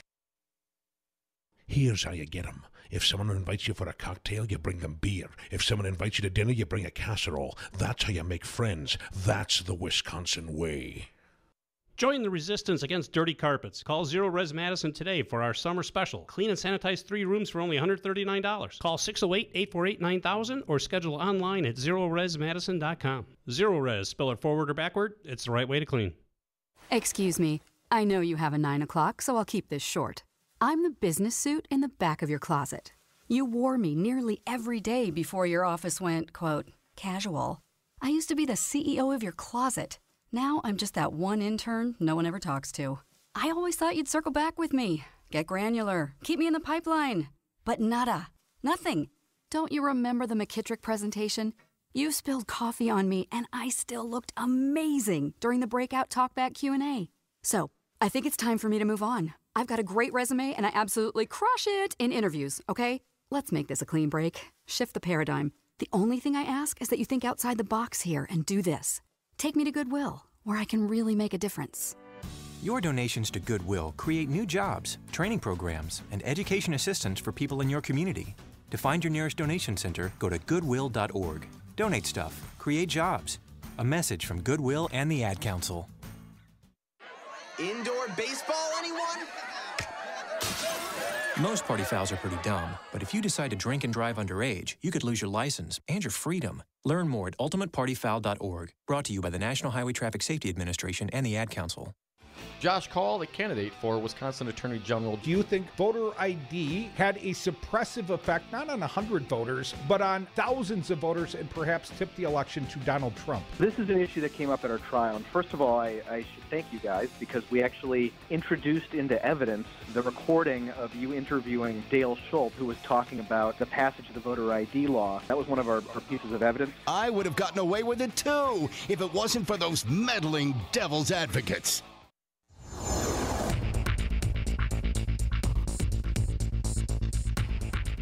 For Real Resistance Radio, my name is Keith Gosted.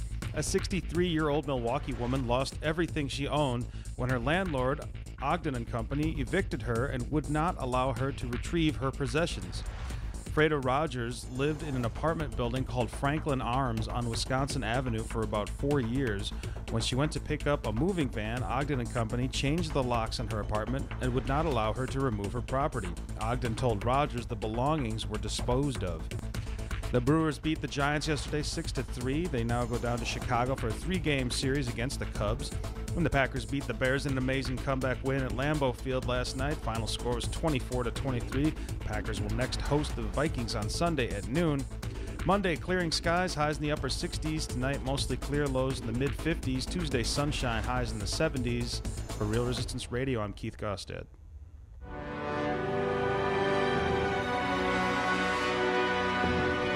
The Devil's Advocates, the fix for political junkies everywhere. Welcome back to the Devil's Advocates radio show. It's going to get better right now. We've got Batman. He's Matt Rothschild. He's the executive director of Wisconsin Democracy Campaign. He's a friend of ours. Matt, welcome back to the big show.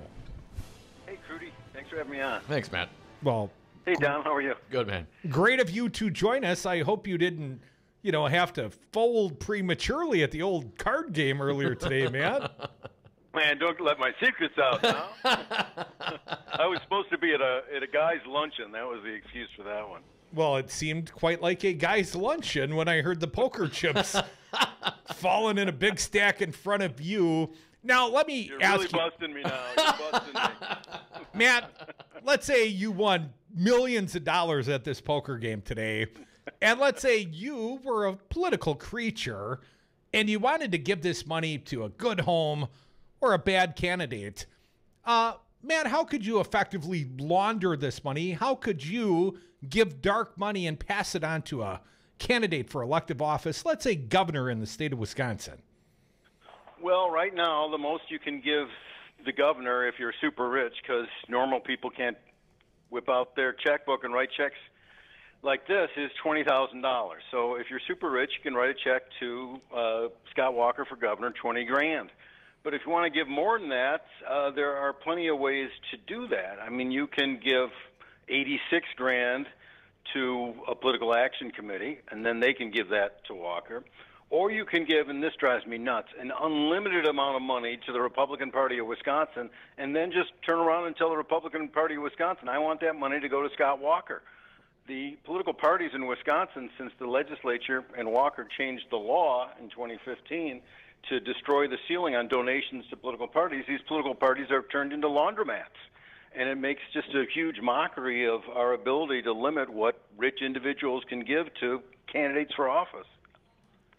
But, Matt, there's still more ways to, let's say, clean up, to launder, fluff and freshen our dark money contributions, let's say, to the governor of the state of Wisconsin. Couldn't we follow the example that Scott Walker did prior? Couldn't we just give that money to a third-party group that's working in coordination, let's say, with the candidate's campaign? Absolutely, and this is another disgusting outgrowth of the 2015 Wisconsin Supreme Court decision that let Scott Walker get out of jail free by saying goodbye to the John Doe and saying the First Amendment of the U.S. Constitution says the state of Wisconsin can't by statute limit coordination with outside groups. That was the law at the time that Walker was violating, and they just let him scurry free. It was a terrible ruling, and then the legislature and Walker himself codified it into law by saying you can coordinate with outside issue advocacy groups in Wisconsin now. And so it's amazing. Yeah, you can give an unlimited amount of money if you're a super rich person to one of these outside groups. Walker got them to give it to Wisconsin Club for Growth. But you could make up a name. The name I usually choose is, Badgers for Eternal Victory. You can give, $2 million or $20 million. You can give $20 million to Badgers for Eternal Victory, BEV. And that is 1,000 times the legal limit. And then you can go tell Badgers for Eternal Victory what ad to put on the air, slandering your opponent.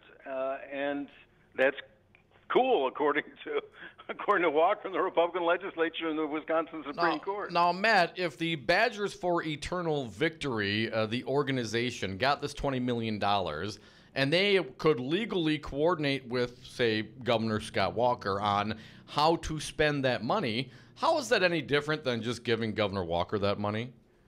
It's not different at all, except that no one will ever know about it because Badgers for Eternal Victory doesn't have to disclose, if you're the billionaire, that you gave them, $20 million. And they, as long as they don't say vote for or vote against, they could run these sleazy ads about alleging that Tony Evers is somehow going soft on a crazed school teacher who loves pornography. They could just say, call Tony Evers and tell him to stop doing this. And it would have the exact same effect as saying don't vote for Tony Evers, but they can do it and get away with it. So in some regards, it's actually better and perhaps encouraged to give the $20 million to the dark money group because then nobody knows that you gave the money. There's no reporting, right? Yeah, it's a huge advantage to the big donor who doesn't want to be named in public. And also they can get a tax write-off if it's a charitable group. And so it's a twofer for the donor, and it's a tax write-off. So what you're saying, Matt, if there's a tax write-off, in some regards, the American people, the Wisconsin citizens, the hardworking taxpayers are in effect subsidizing donations to these charitable groups that can then coordinate with the candidate with anonymity and no caps, corporate or personal money. I'll take it a step further. They're subsidizing the destruction of our democracy. It's just, and the people of Wisconsin don't want to have that happen. But the Republican legislators in November 2015 changed the law. Walker signed it, of course, as soon as it hit his desk. And the Wisconsin Supreme Court, which is corrupt too, the conservatives on that court have gotten a ton of money from Wisconsin Manufacturers and Commerce and Wisconsin Club for Growth. And, they rule for Walker every time. I mean, Walker's got it wired 6 ways to Sunday. Folks, you're listening to the Devil's Advocates Radio Show. Got a fine guest. He's a friend of ours, Matt Rothschild. He's Batman. He is the executive director of the Wisconsin Democracy Campaign. Now, other than a few testy words, vote for, vote against, you can do issue advocacy. You can effectively say, well, I'm just informing the populace and then telling them, call Scott Walker and tell him how great a guy he is, or call Tony Evers and tell him to go suck lemons. But ultimately, there was supposed to be a bright legal line, express advocacy.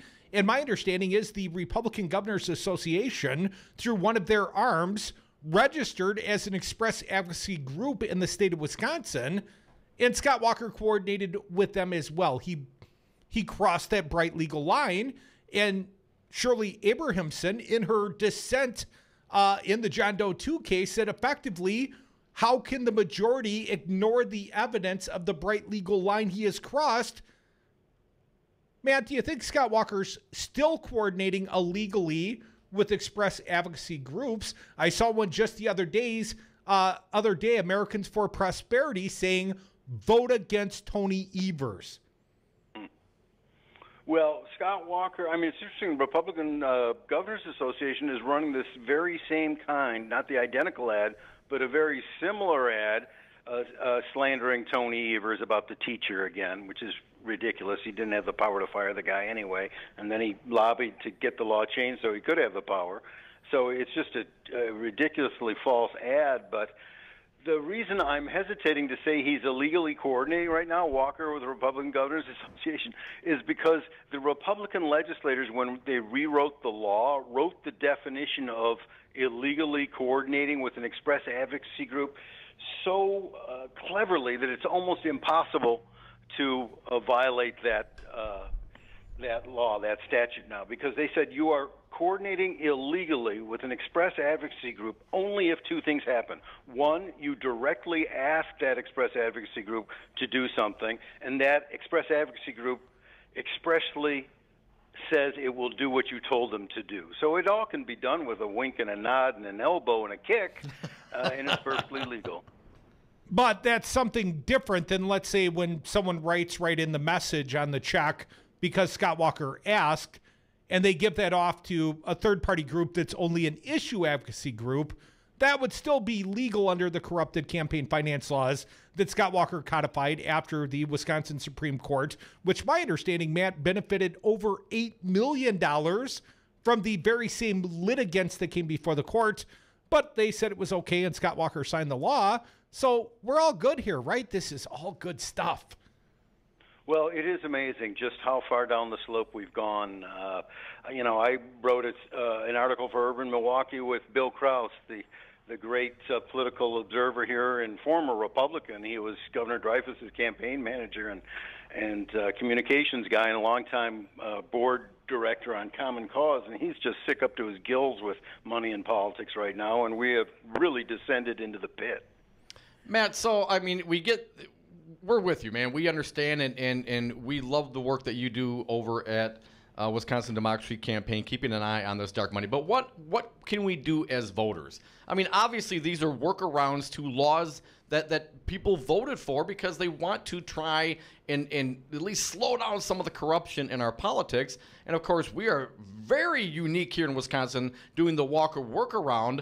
But what can we do if normal citizens want to rise up and do something about this? What can we possibly do to start chipping away at this control that the money'd have over our politics by circumventing regular campaign laws? Yeah, we need to elect people who are in favor of clean politics, who are in favor of changing the laws in Wisconsin and to start limiting the power of big money. It's just been growing grotesquely. So I would encourage voters to see where each candidate stands on this issue. We have something on our website called 10 Questions for Candidates that they should have to answer, and you can ask them or search their websites for the answers to those. We got to get this big money out. We also have to amend the U.S. Constitution and say corporations aren't persons and money isn't speech, and that movement's catching fire in Wisconsin with more than 130 communities on board already.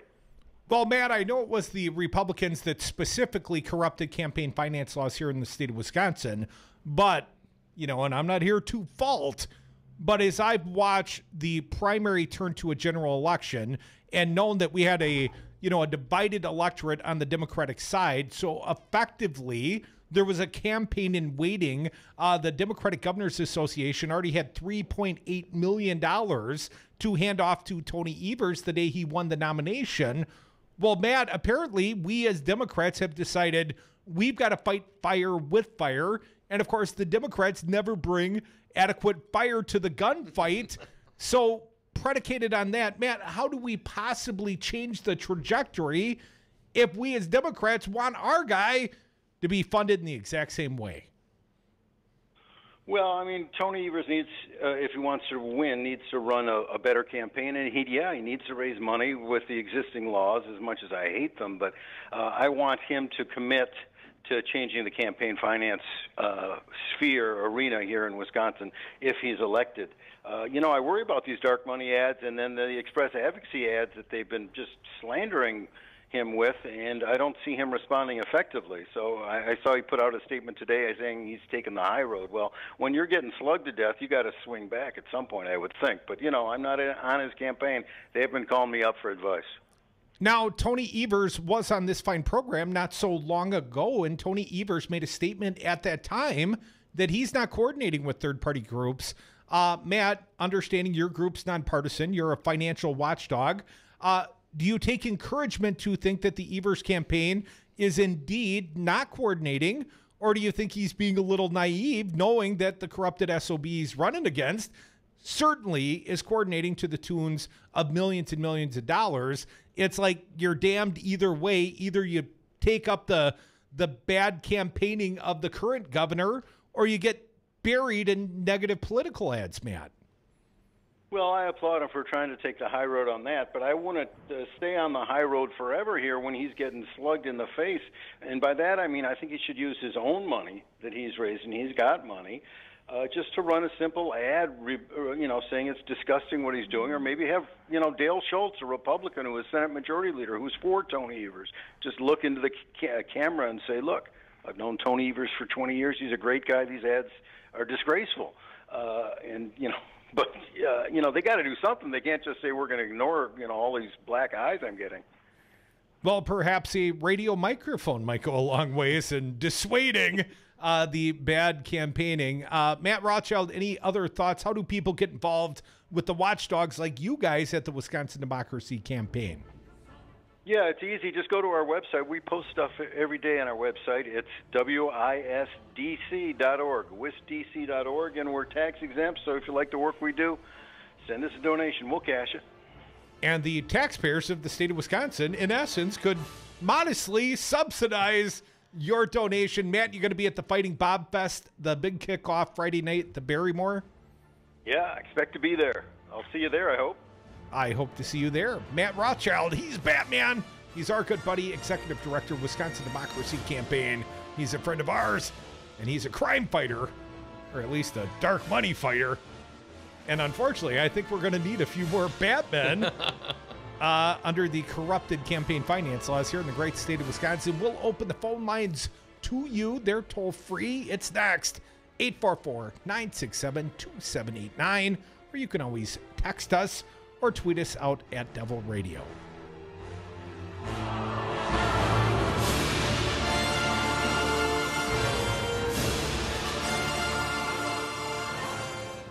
The biggest fear that I, and I think a lot of our supporters have, is the outside money. Where's the money? Ah! Ah! Yeah, you like that? That feel good? That feel good? Now you want to get nuts? Come on, let's get nuts. Do you love public education? Do you want to support your schools? Then you should support the people who make them work. You should support teachers and their unions. Teachers' working conditions are students' learning conditions, and when the school bell rings, it is crucial that teachers do not check their rights at the door. The ability to organize and advocate around issues that improve the quality of a teacher's workplace will increase opportunities for students and make schools safer for everyone. Stand with teachers, stand with WEAC Region 7. Do you own a rental property, or would you like to partner with a rental investment team? Call the pros you can trust at CCL Management. Rental expertise second to none, a general contractor on staff to direct repairs and improvements, and real estate brokerage services tailored to the small investor. If you're ready to invest in rental property or just need professionals to manage your real estate portfolio, call us, CCL Management, at 608-833-0009 or visit us on the web at cclmanagement.com. So, Jesse, why should someone buying a home pay for an agent when they can go online or call the number on a for sale sign? Great questions. First of all, never call the number on a sign to see a home. That's the seller's agent, and they don't represent your interests. If they show you a home outside of an open house, you forfeit your ability to have someone negotiate in your corner at no cost to you. Well, with interest rates still at historic lows, how can buyers still get a great deal and protect their rights? Step 1, find a buyer's agent that you trust. Your agent will best find the home that fits your needs, anticipate problems, and negotiate on your behalf from offer through closing day. And most home listing contracts stipulate that the seller's agent pays for the buyer's commission. Solidarity Realty. They're real, they're solid, they're honest. Whether buying or selling in Madison or Dane County, call Solidarity Realty, 608-284-9311, or find them at solidarityrealty.com. The Devil's Advocates, because freedom. And we are back. Thank you for listening to the Devil's Advocates radio show on Real Resistance Radio, streaming on YouTube and on Facebook, on Twitter at Devil Radio. The party line always open for you, 844-967-2789. Dominic, let's go right back to the phones and our buddy Jake from Milwaukee. Jake, welcome back. What do you got for us today? So what did Scott Walker say to Tonette when he was going to meet Maria Butina? Is this I'll a joke? tell you. Yeah, I don't know. What This did is a Scott joke. I'll Walker tell you. say to Tonette? I'm going to go hiking the Ural Mountains. I'm assuming those are the mountains from the guy on the East Coast. What's his name? No, that was the Appalachian Trail. Oh, Mark okay. Sanford from Sanford. South Carolina. But the Ural Mountains are in Russia, so... All right. I'm sorry, everybody. Anyways, Now, I was thinking about all day at work, so I don't know. Jake, in fairness to the governor, Maria Butina apparently did not solicit sex for access. That was a joke, much like secret societies was like a text joke. As I understand the story, and this is only pertinent because she has been denied bail in part because apparently she's more than willing to cheat on her GOP 50-something boyfriend. Sound familiar? Erickson, I think his name. But she was accused of offering sex to other Republican operatives. And now the government's saying, well, that part might not be true.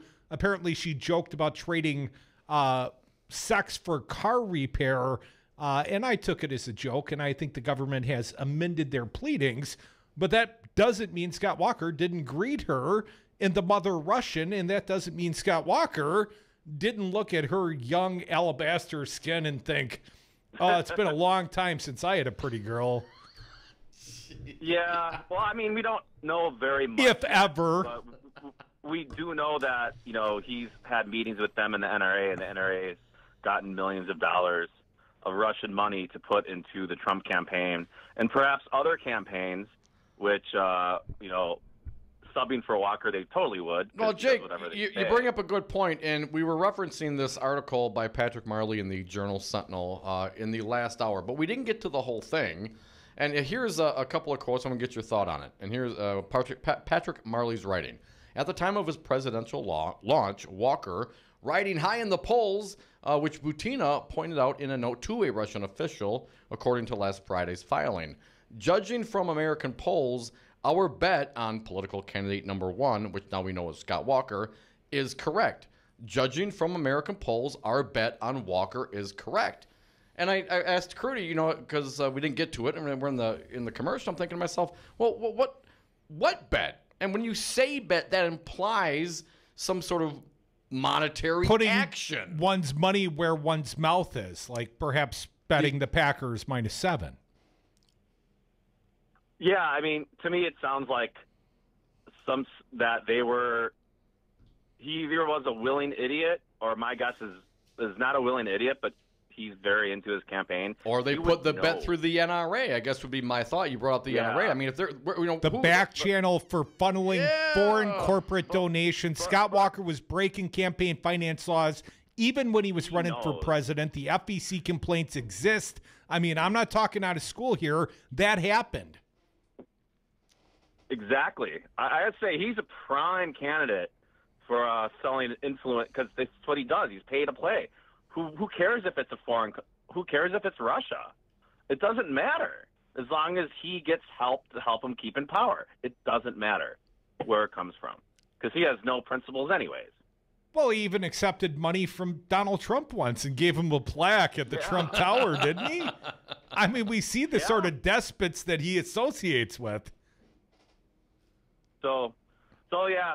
Well, sorry for the joke again, but you guys have a good Hey, day. Jake, thank you. Never apologize for your bad jokes. Crudy doesn't. I understood the joke. I had to explain it to you. Unfortunately, it's less funny when someone's got to explain Yeah, that is true. Right the away, I went to reference to you. Stanford, though. But, oh, well. Crudy, we only got a couple of minutes left.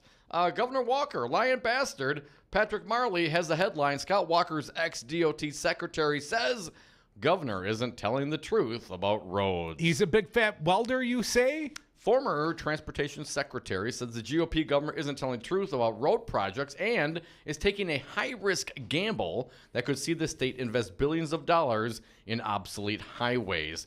Walker has been increasingly inaccurate when describing the state's highway system, said Mark Gottlieb, a Republican who was in the assembly for 8 years and served as Walker's transportation secretary from 2011 to 2017.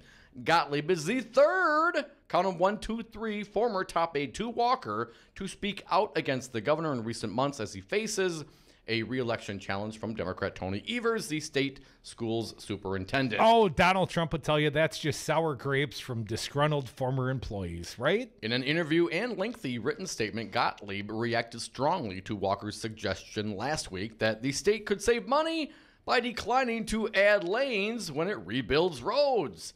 Gottlieb said state and federal officials go through a lengthy process to determine when to add lanes to roads to reduce traffic congestion and accidents.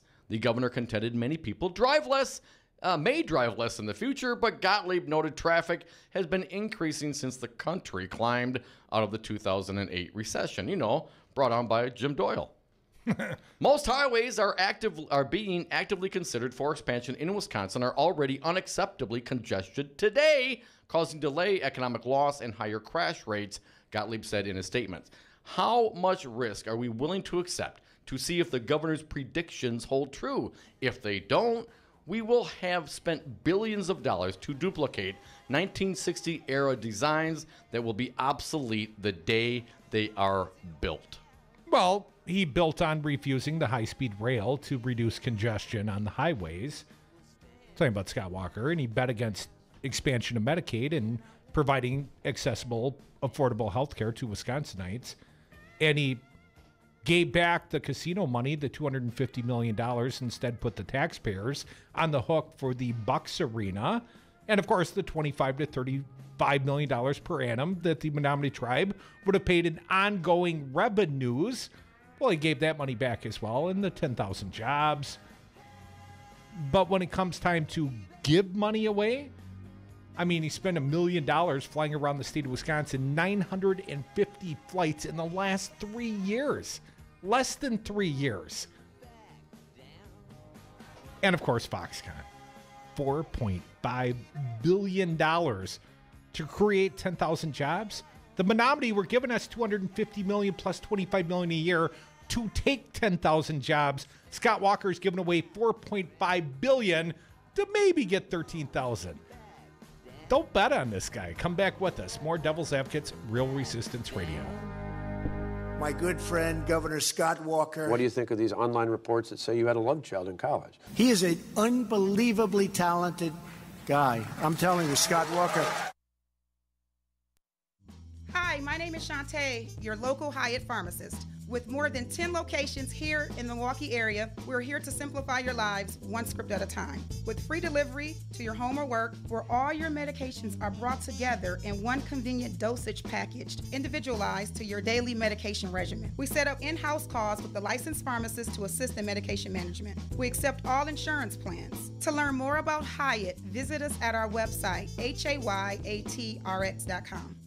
You concerned about speaking up at work? Do you feel like you have no say in your day-to-day work routine? Join Teamsters Local 344. Call 414-258-4545. Get a seat at the table. Join your brothers and sisters in negotiating for better wages, hours, and working conditions, and be part of the most powerful union in North America. Teamsters Local 344 covers sales and service throughout Southeast Wisconsin and package and airlines statewide. Contact Teamsters Local 344 at 414-258-4545 or at local344.org.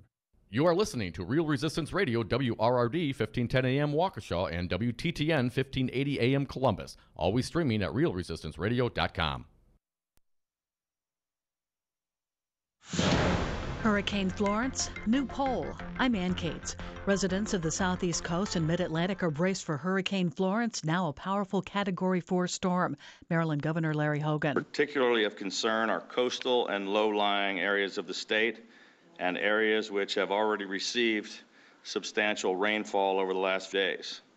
But while we're hoping for the best, we are preparing for the worst. Florence is packing 140-mile-an-hour winds and is expected to get stronger as she makes landfall, possibly in the Carolinas. Coastal areas are under mandatory evacuation orders, and states of emergency have been declared in North and South Carolina, plus Virginia and Maryland. A new CNN poll finds nearly 6 in 10 Americans disapprove of President Trump.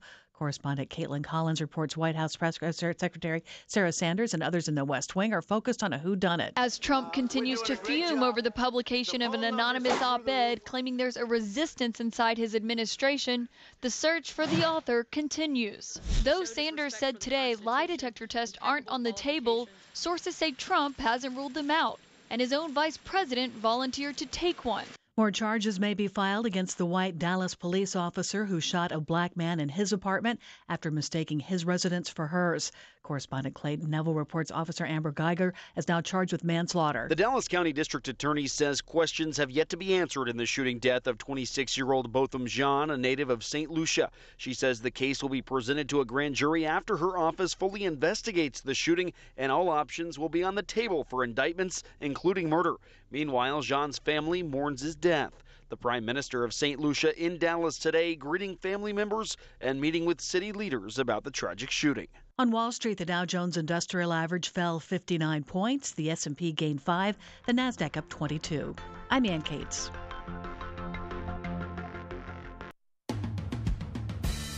Hi, Resistance Radio listeners. This is Kim Schrader, the president of the Milwaukee Teachers Education Association. We are the 4,600 educators who make Milwaukee's public education system possible. MTA members are the guardians of public education because every single day we are fighting to strengthen and protect public schools our students deserve.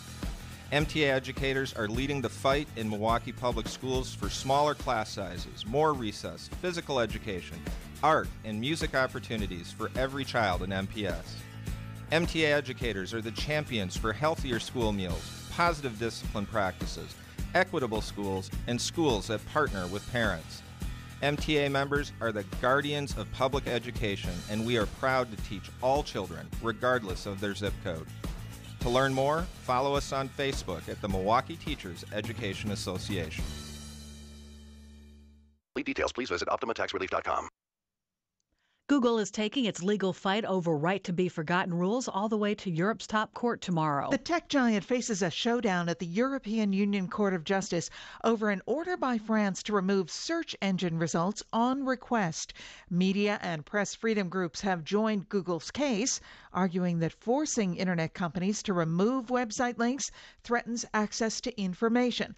Both sides want the High Court to clarify a 2015 decision by the French regulator that requires Google to remove results for all of its sites around the world, and not just on the versions of the search engine in Europe. I'm Jan Johnson. A new study finds actors of Middle Eastern and North African descent are either ignored by TV or stereotyped by playing tyrants and terrorists. Researchers found that only 1% of regularly seen TV series actors have roots in countries including Egypt, Turkey, and Israel. I'm Ann Cates.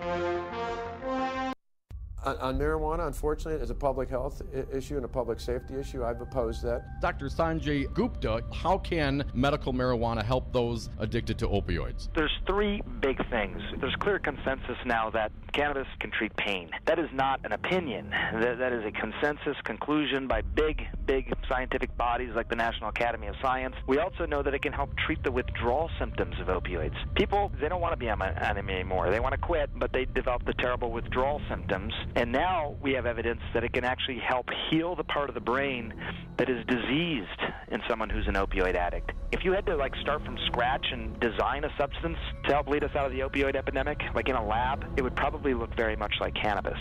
Call Governor Scott Walker at 608-266-1212. Tell him good people do smoke marijuana. This message was paid for by the People for People Corporation. Donate online at p4ppc.org, p4ppc.org.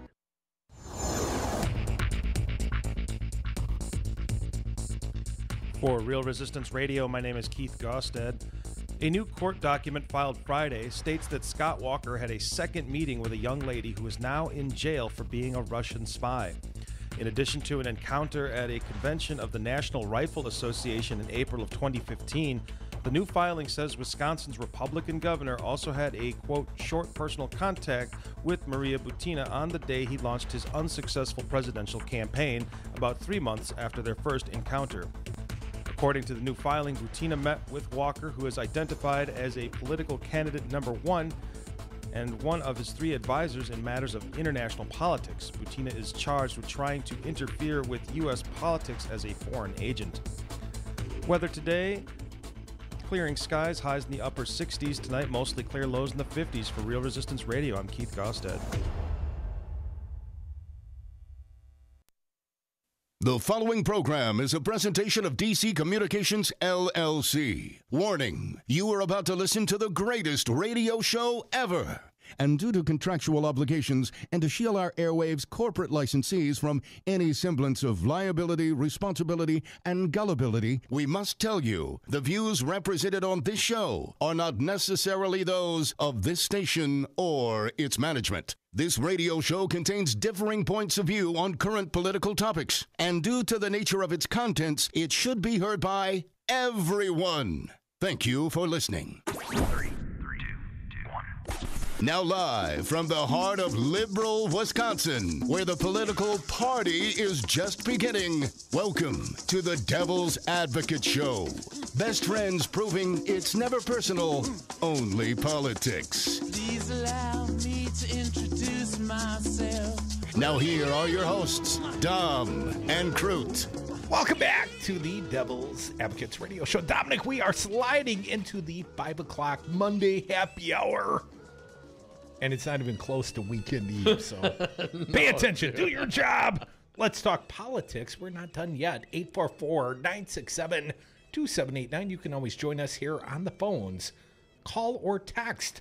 Dom, I want to talk about the polarized nature of the electorate and the fact that it is the persuadable, the middle ground.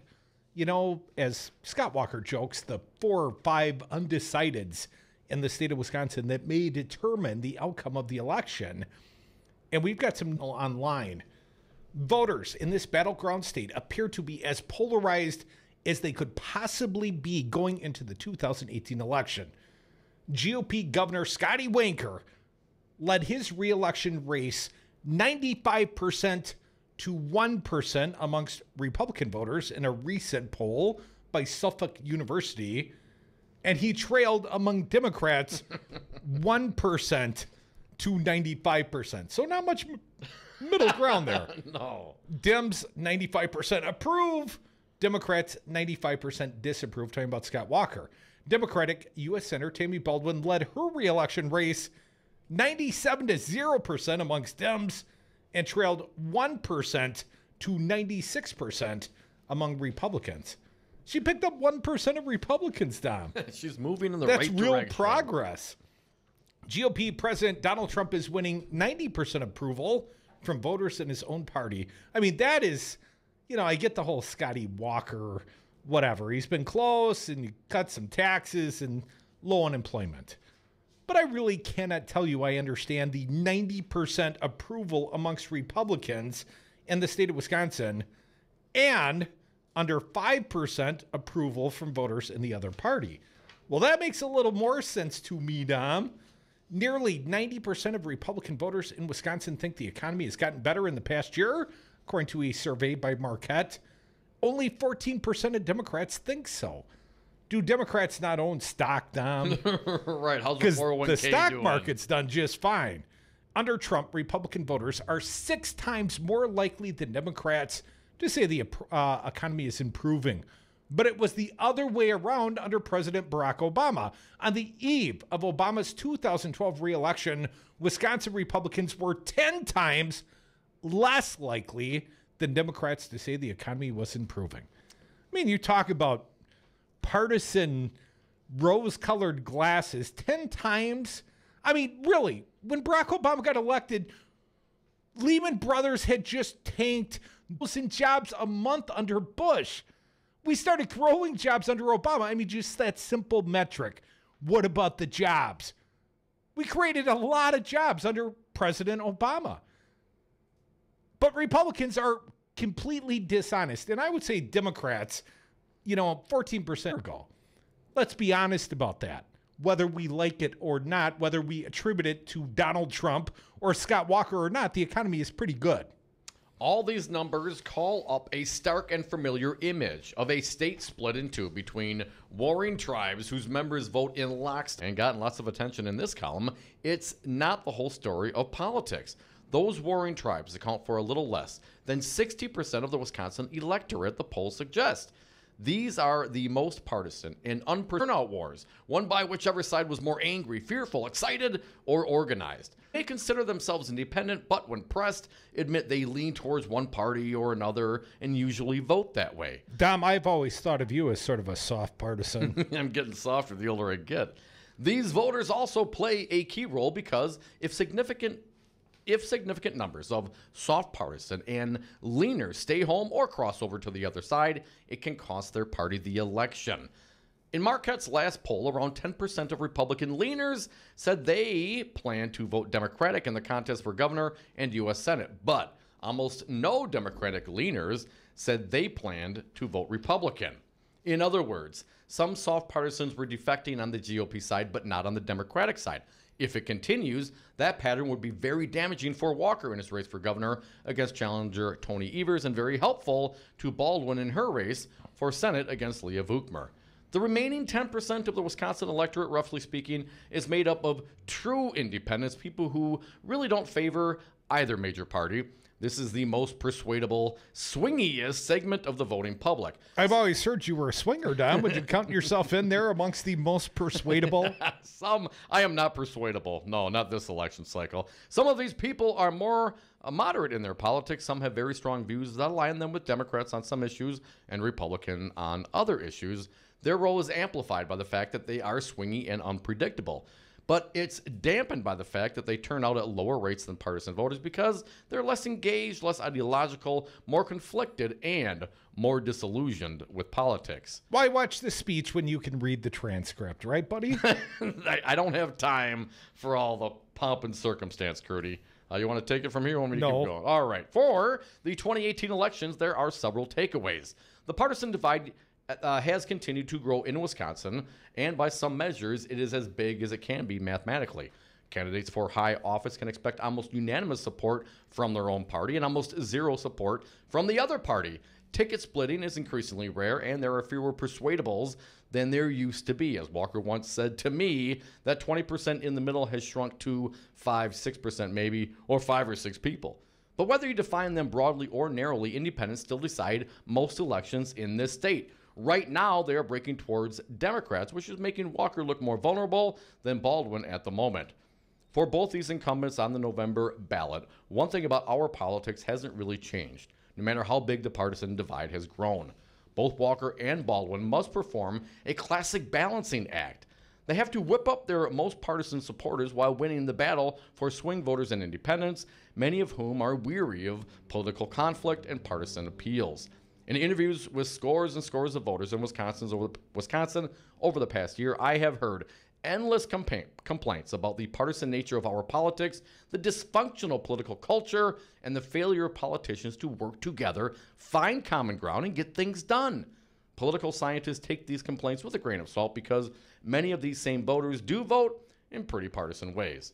But whether they are true independents or independent leaners, there's a sizable fraction of voters out there that doesn't feel all that comfortable with either party, doesn't see politics as an existential conflict between incompatible worldviews, and rejects the notion that you can't have a civil conversation with someone you disagree with.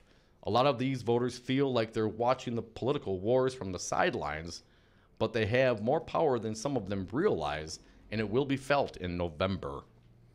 Only if they vote. Let's go to the phones. 844-967-2789. Welcome, Kurt from Madison. Are you a persuadable swinger, Kurt? Heck no. Or would you like to try? I had to temper the answer. You're testing me. See if I was going to use foul language. Don't use foul language. What do you got, Kurt? But don't turn down an invite to that party, Kurt. I'm just telling you.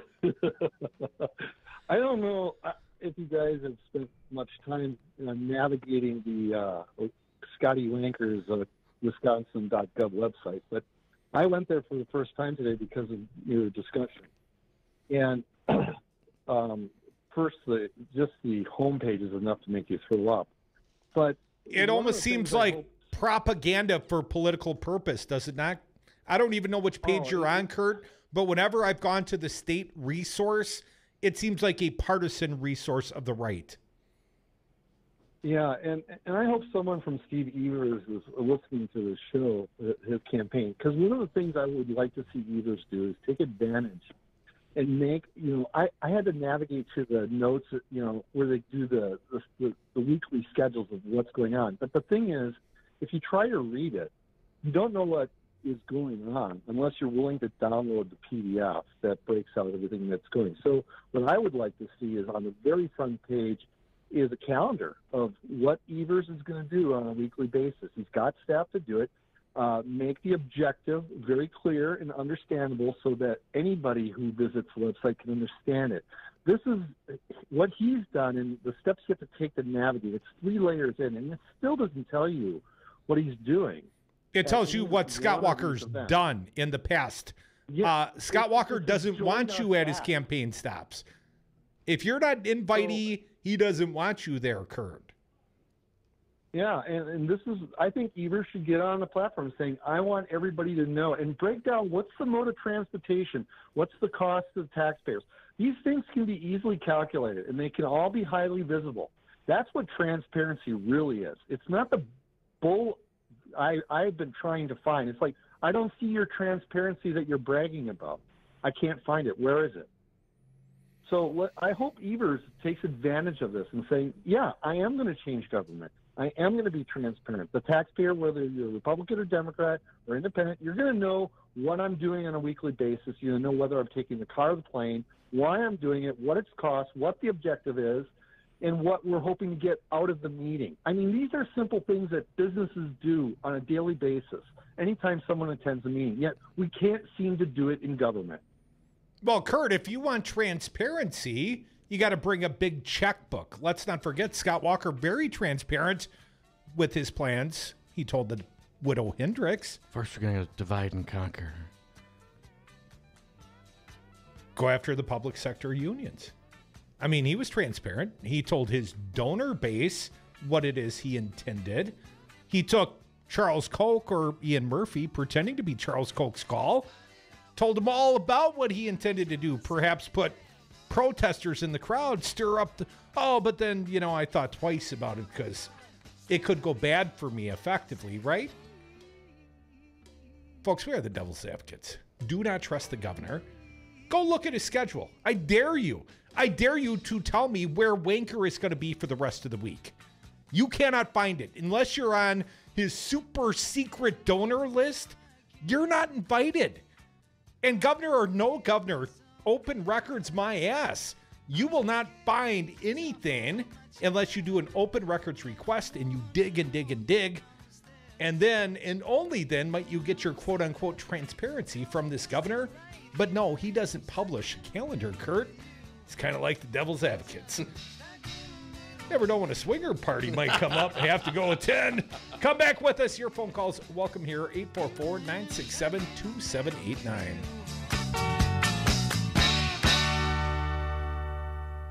We're going to deal with collective bargaining for all public employee unions. Because you divide and conquer. Congratulations, you played yourself.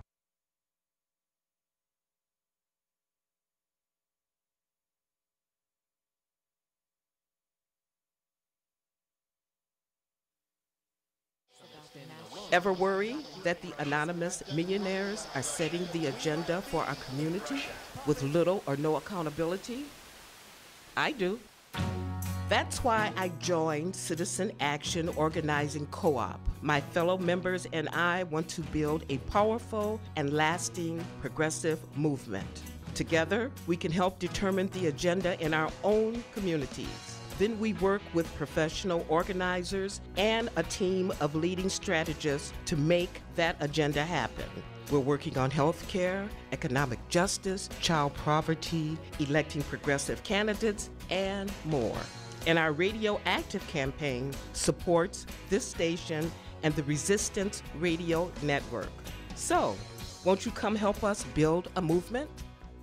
Become a member of the Citizen Action Organizing Co-op. Go to citizenactionwy.org. Do you own a rental property, or would you like to partner with a rental investment team? Call the pros you can trust at CCL Management. Rental expertise second to none, a general contractor on staff to direct repairs and improvements, and real estate brokerage services tailored to the small investor. If you're ready to invest in rental property or just need professionals to manage your real estate portfolio, call us, CCL Management, at 608-833-0009 or visit us on the web at cclmanagement.com. My name is Tom Palzowitz. I'm a Navy veteran and small business owner running to bring responsible leadership back to Wisconsin's 5th Congressional District. Opponent, 40-year incumbent Jim Sensenbrenner, has been a Trump administration rubber stamp who is clearly out of touch with the hardworking families of Wisconsin. I'm running to restore the American dream for all of us, and I need your help to get America back on the right path. Visit tomforwi.com to learn more and to make a contribution today. I'm Tom Palzowitz, and I approve this message. The Devil's Advocates. Rock and roll political commentary in a top 40 world. And we are back. Thank you for listening to the Devil's Advocates radio show live on Real Resistance Radio, streaming on YouTube and Facebook, on Twitter at Devil Radio, and the party line toll free, talk or text 844-967-2789. You know, I never had the flowing Fabio locks like yourself. Yeah. But at least my college-era mullet. It was a fine mullet, Curdy. It provided for more head banging. Right now, I can't head bang. I just get a headache. There's no banging. There's no hair.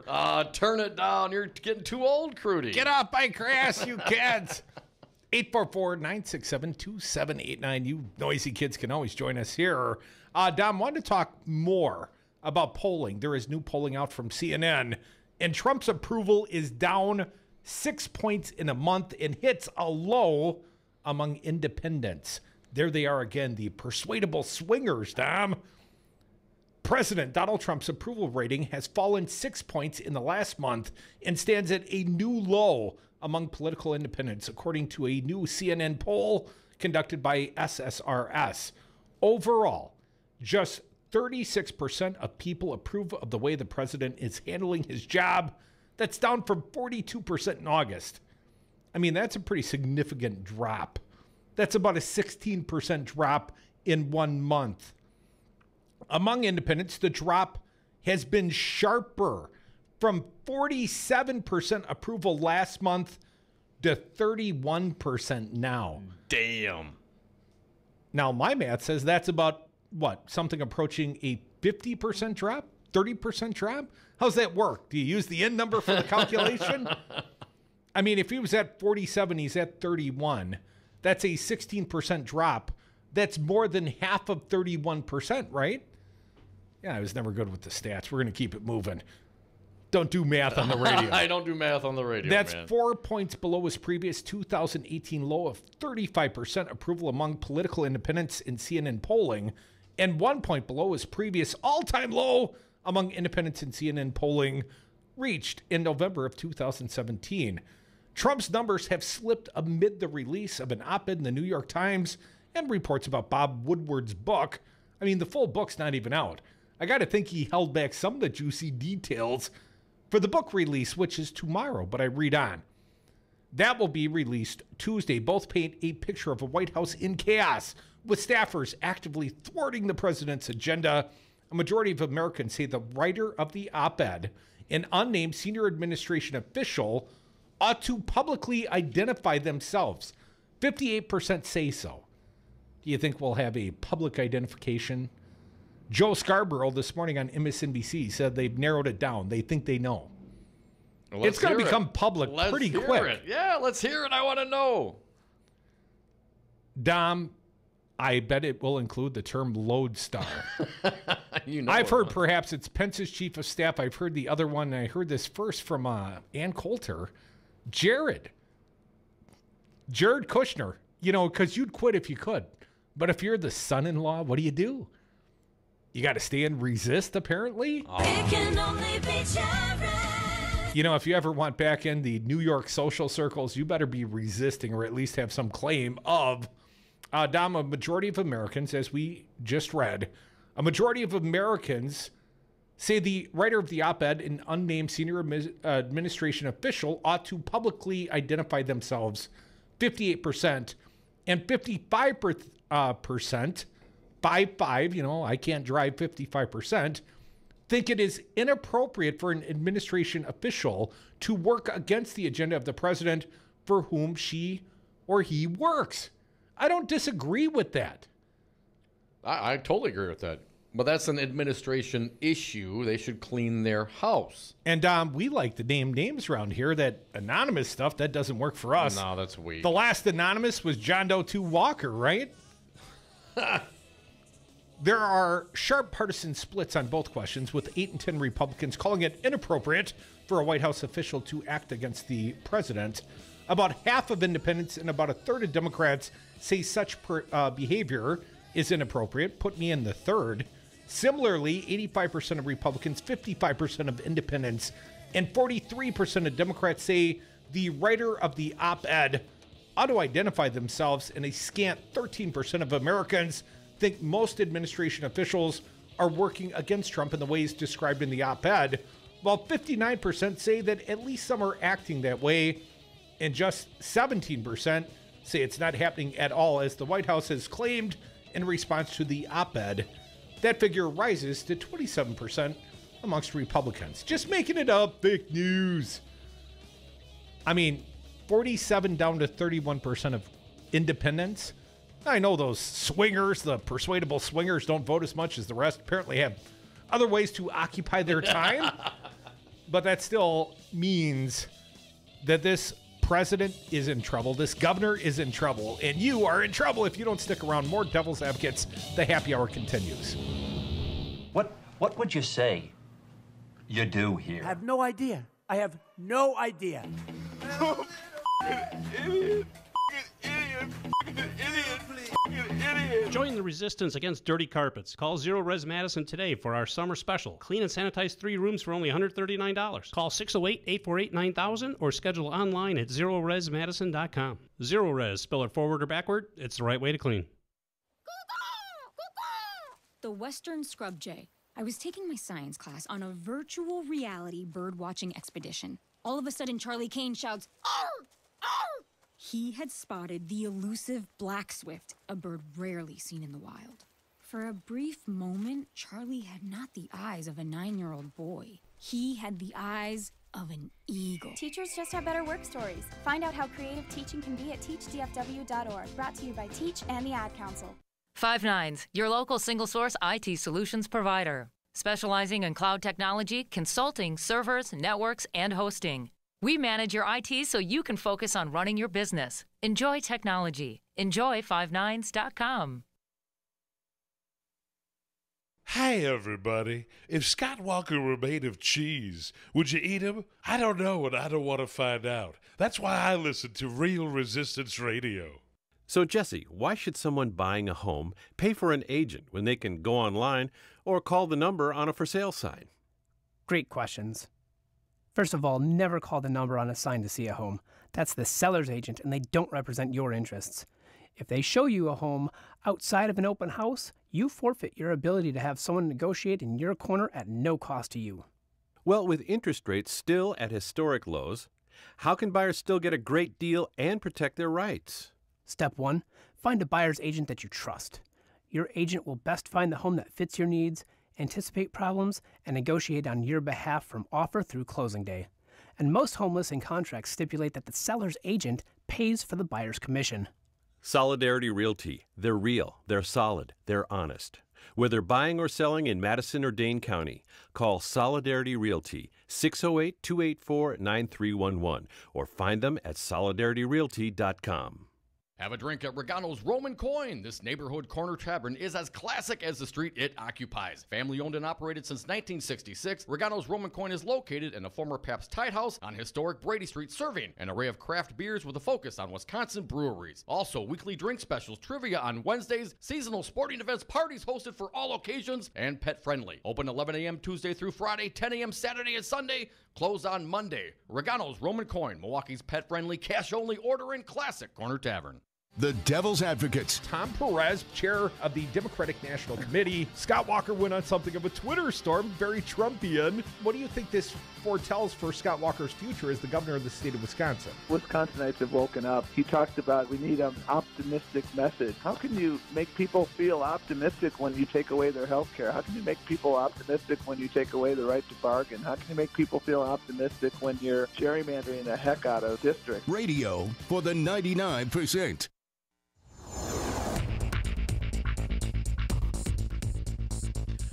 For Real Resistance Radio, my name is Keith Gosted.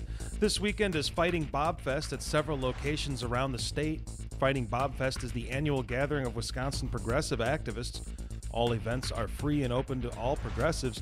The fest kicks off Friday night at the Barrymore Theater in Madison with several speakers including Jim Hightower, Randy Bryce, Mandela Barnes, John Nichols, and many more. On Saturday, there will be a picnic in Madison at the Brittingham Park from 10 to 2. Then the fest moves to Cameron Park in La Crosse from 3 to 7. On Sunday, Fighting Bobfest will be in Milwaukee with times and locations still to be announced. The Brewers beat the Giants yesterday 6-3. Now they go down to Chicago for a 3-game series against the Cubs. And the Packers beat the Bears in an amazing comeback win at Lambeau Field last night. Final score 24-23. Packers will next host Vikings on Sunday at noon. For Real Resistance Radio, I'm Keith Gosted.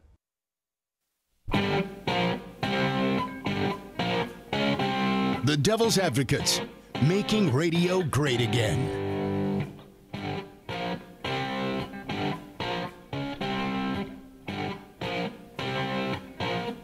Welcome back to the Devil's Advocates Radio Show, the happy hour. It continues, and a little more from the CNN polling of Donald Trump. I read from the body of the piece. Trump has also lost ground on several personal attributes, most notably perceptions of his honesty. Just 32% say they see the president as honest and trustworthy, the worst read in CNN polling. About a third, 32%, say he's someone they're proud to have as president. Now, I'd point out, 36% approve of the job he's doing, yet only 32% think he's honest and trustworthy, and only 32% say he's someone they are proud to have as a president, but they're still proud of him, those 4% differential, right?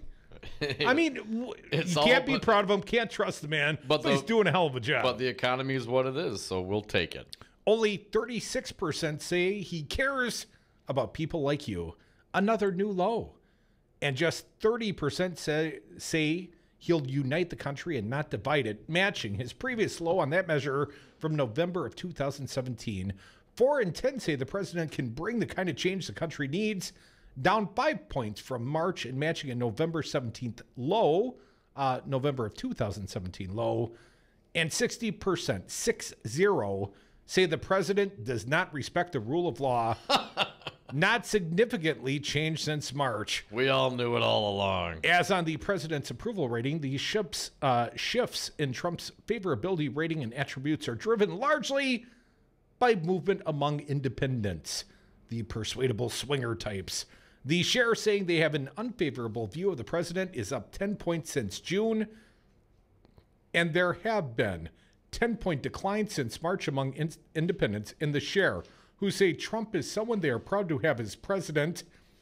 We're down to 26% of independents who say that. Down and saying who cares about people like them, 32%, and who can bring needed change, 36%. One interesting contrast in the data, Trump fares slightly better in perceptions of his ability to manage the government generally than his ability to manage his own White House. While 56% say he cannot manage the government effectively, 61% express doubt that he can manage the White House effectively. I know, doesn't that seem contrasting? Comparing Trump with most other politicians in Washington on honesty, corruption, intelligence, and how in touch he is, a plurality of adults come down on the negative side for each one. 55% say the president is less honest than most other politicians. 45%. Pardon me, 45%. Well, what's wrong with the other 55% is my question. 41% see him as more corrupt. 47% see Trump as less intelligence. That's got to sting. And 47% less in touch. A smaller share take the positive angle on each one, with 28% calling him more in touch, 27% calling him more honest or less corrupt, and 22% more intelligent. 22%. Than most politicians in Washington. He's not even winning over a plurality of the Trump voters at this point on intelligence, right? The economy continues to be Trump's strongest issue for his approval rating, 49% approve, the same as earlier this summer. And the 69% who describe the nation's economy as good has held roughly steady over the past few months. The share calling the economy very good has been inching up over that time and now stands at 26%. Just 4 points up, 4 points since June, and the highest since June of 2000. So that's the CNN poll out today, devastating for Donald Trump. But there are other polls out today as well, Crudy.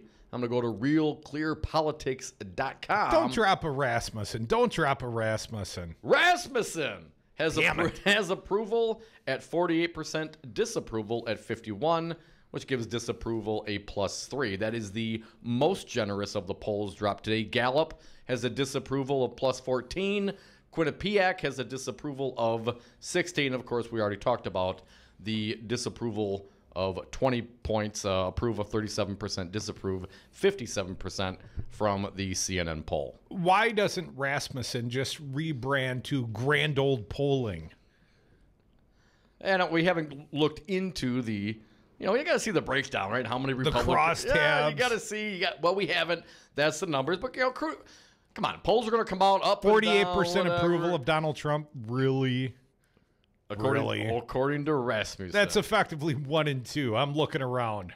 Well, I know, but look, come it on, ain't man. me and it ain't Fancy Brian, so we're looking at you. Come on, man. This is Real Resistance Radio. You're not going to find a whole lot of Trump supporters around here. But walk down the street, walk up in Waukesha, go visit some of the pubs around the antennas. I bet you're going to find a whole lot of Trump supporters out there. I called one of my former college roommates last night, and he admitted he's a Trump guy. Still a Trump guy. Still? I said, so, you know, anything on the news dissuading you for your passion for the Trump candidacy? Oh, I stopped watching the news. I don't want to watch because it's all fake bad news. I mean... I'm not clear. I thought he a reasonable human being. I tried to explain it's more about income disparity. And I said, you know, Donald Trump's not helping you working stiffs, you and I. He's really about the rich people. And we're taking our eye off the ball because while he says blame the Mexicans, blame the brown people, they're robbing us blind. You know, there's a unsustainable trajectory our economy is on. And the reason Donald Trump is the president in no small part is because in upper Midwestern states, especially those led by Republicans, think Michigan, Wisconsin, Ohio, the economy has been bad for the working stiff. Think right to work, think Act 10, think prevailing wage, all the rollbacks this governor, Scott Walker, has done to undermine the wage of the working stiff here in the state of Wisconsin. And I think it set the table when you have economic angst, when it's broken to your perception, meaning government doesn't do a damn thing for you. Look at the roads in the state of Wisconsin. Well, you find yourself more susceptible to not hope in change, but perhaps break it. Can't be any worse than it is now. I'm going to vote for Trump. Scott Walker's bad governance set the table for Donald Trump's bad governance and his election here in the state of Wisconsin, because if we didn't feel so much economic angst thanks to Scott Walker's policies, I guarantee Donald Trump would be a less appealing candidate. 844-967-2789 if you want to join us. Crudy, Donald Trump, very busy in the Twitter sphere today. Is he tweeting out lawsuits? The GDP rate at 4.2% is higher than the unemployment rate at 3.9% for the first time in 100 years. I take it that's not true? No, it's not. From the New York Times, GDP increased 4.2% annualized rate in the second quarter of 2018, and the unemployment rate was 3.9% in April, 3.8% in May, and 4% in June. But Mr. Trump is wrong. that the GDP growth has not been higher than the unemployment rate in the past century. In fact, Crudy, how wrong is he? It has happened 185 months since 1948, according to data from the Federal Reserve Bank of St. Louis. Unprecedented. Most recently, in the first quarter of 2006, the gross domestic product grew at a rate of 5.4%, while the unemployment rate was 4.7% in January, 4.6% in February, and 4.7% in March. The biggest positive gap between quarterly gross domestic product growth rate and the unemployment occurred in September of 1950.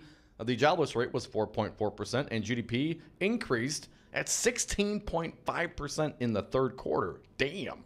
When was that? 1950.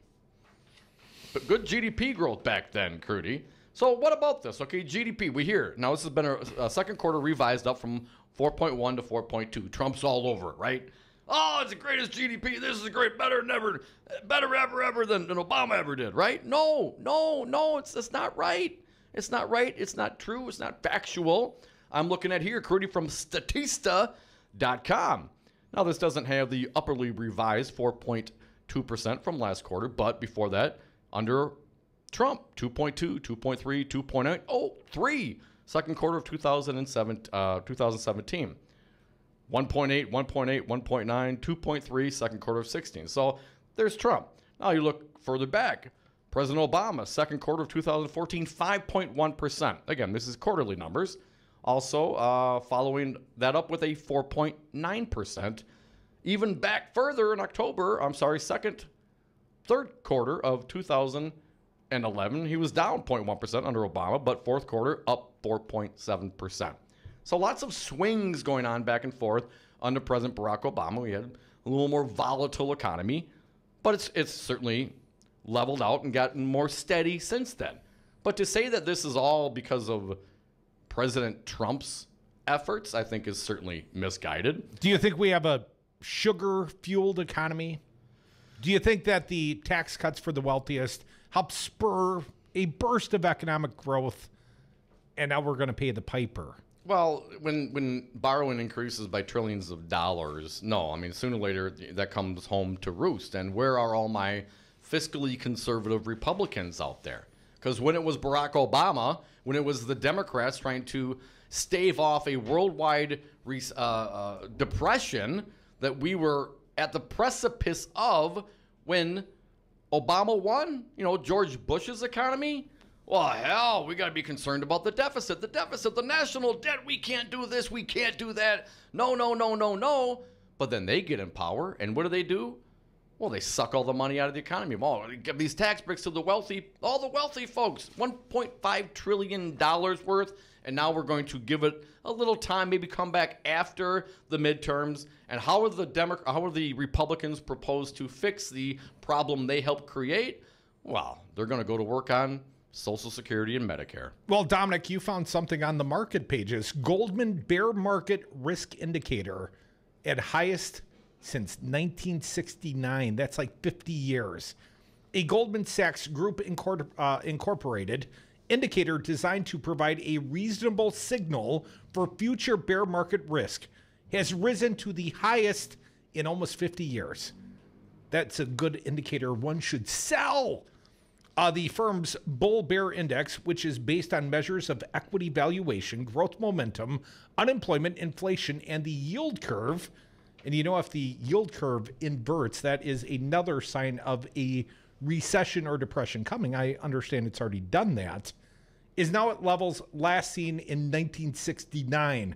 While the gauge is at levels that have historically preceded a bear market, Goldman strategists, including Peter Oppenheimer, wrote in a note last week that a long period of relatively low returns from stock is a more likely alternative. Is that wishful thinking? It may be. I did not read the piece, but aren't we about due for a recession? Yes. And I'm not saying it's Trump's fault. I'm just saying you can't run up forever. What goes up must come down. We are a cyclical economy. There's no question about it. And I don't know how we continue to go forward like we did in the last 10 years, 8 years, another 8 years into the future. sooner or later, the debt building up through the policies of the Republicans in charge now are going to come home to roost. But Trump, he's been so stable for the markets.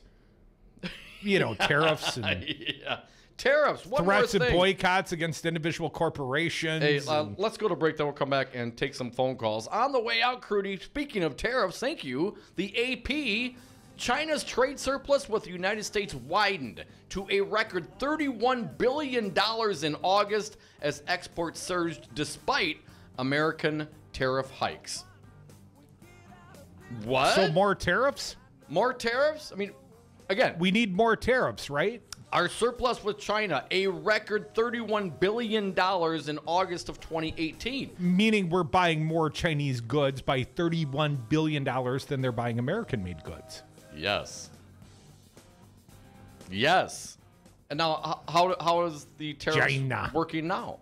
So if we do these tariffs, and certainly they're very unfair. Certainly, Wisconsin companies are feeling the brunt of some of these tariffs, and we've widened the gap with China to a record $31 billion. When does it start working? When do we stop giving, the president a break and wait for the strategy and it's going to happen? We need to give him time. How much time? Let's say it right now. A month, 2 months, 3 more months? How high does the surplus have to be at a record $31 billion until you decide that maybe it's not working? Buddy, it will be a problem once we close the reality gap with our deplorable friends. You can always join us here, 844-967-2789. China. China. China. China. China. China. China. China. China. Got news for you, pal.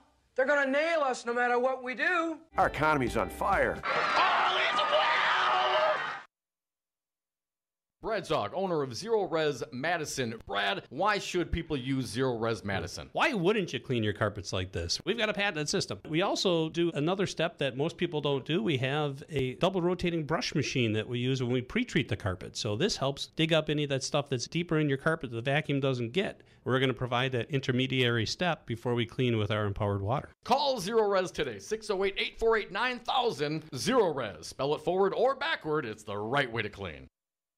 Have you outgrown your house? Are you sick of apartment living? Not ready to buy but know you need to move? Hi folks, this is Tom Hartman for CCL Management in Middleton. You should consider moving up to one of the finer rental homes CCL Management represents. Unique houses and condos, always clean, most are pet friendly. Visit cclmanagement.com today to find your new home. CCL Management, Dane County's premier leasing and property management company. Call CCL Management at 833-0009. That's 833-0009 or visit cclmanagement.com today.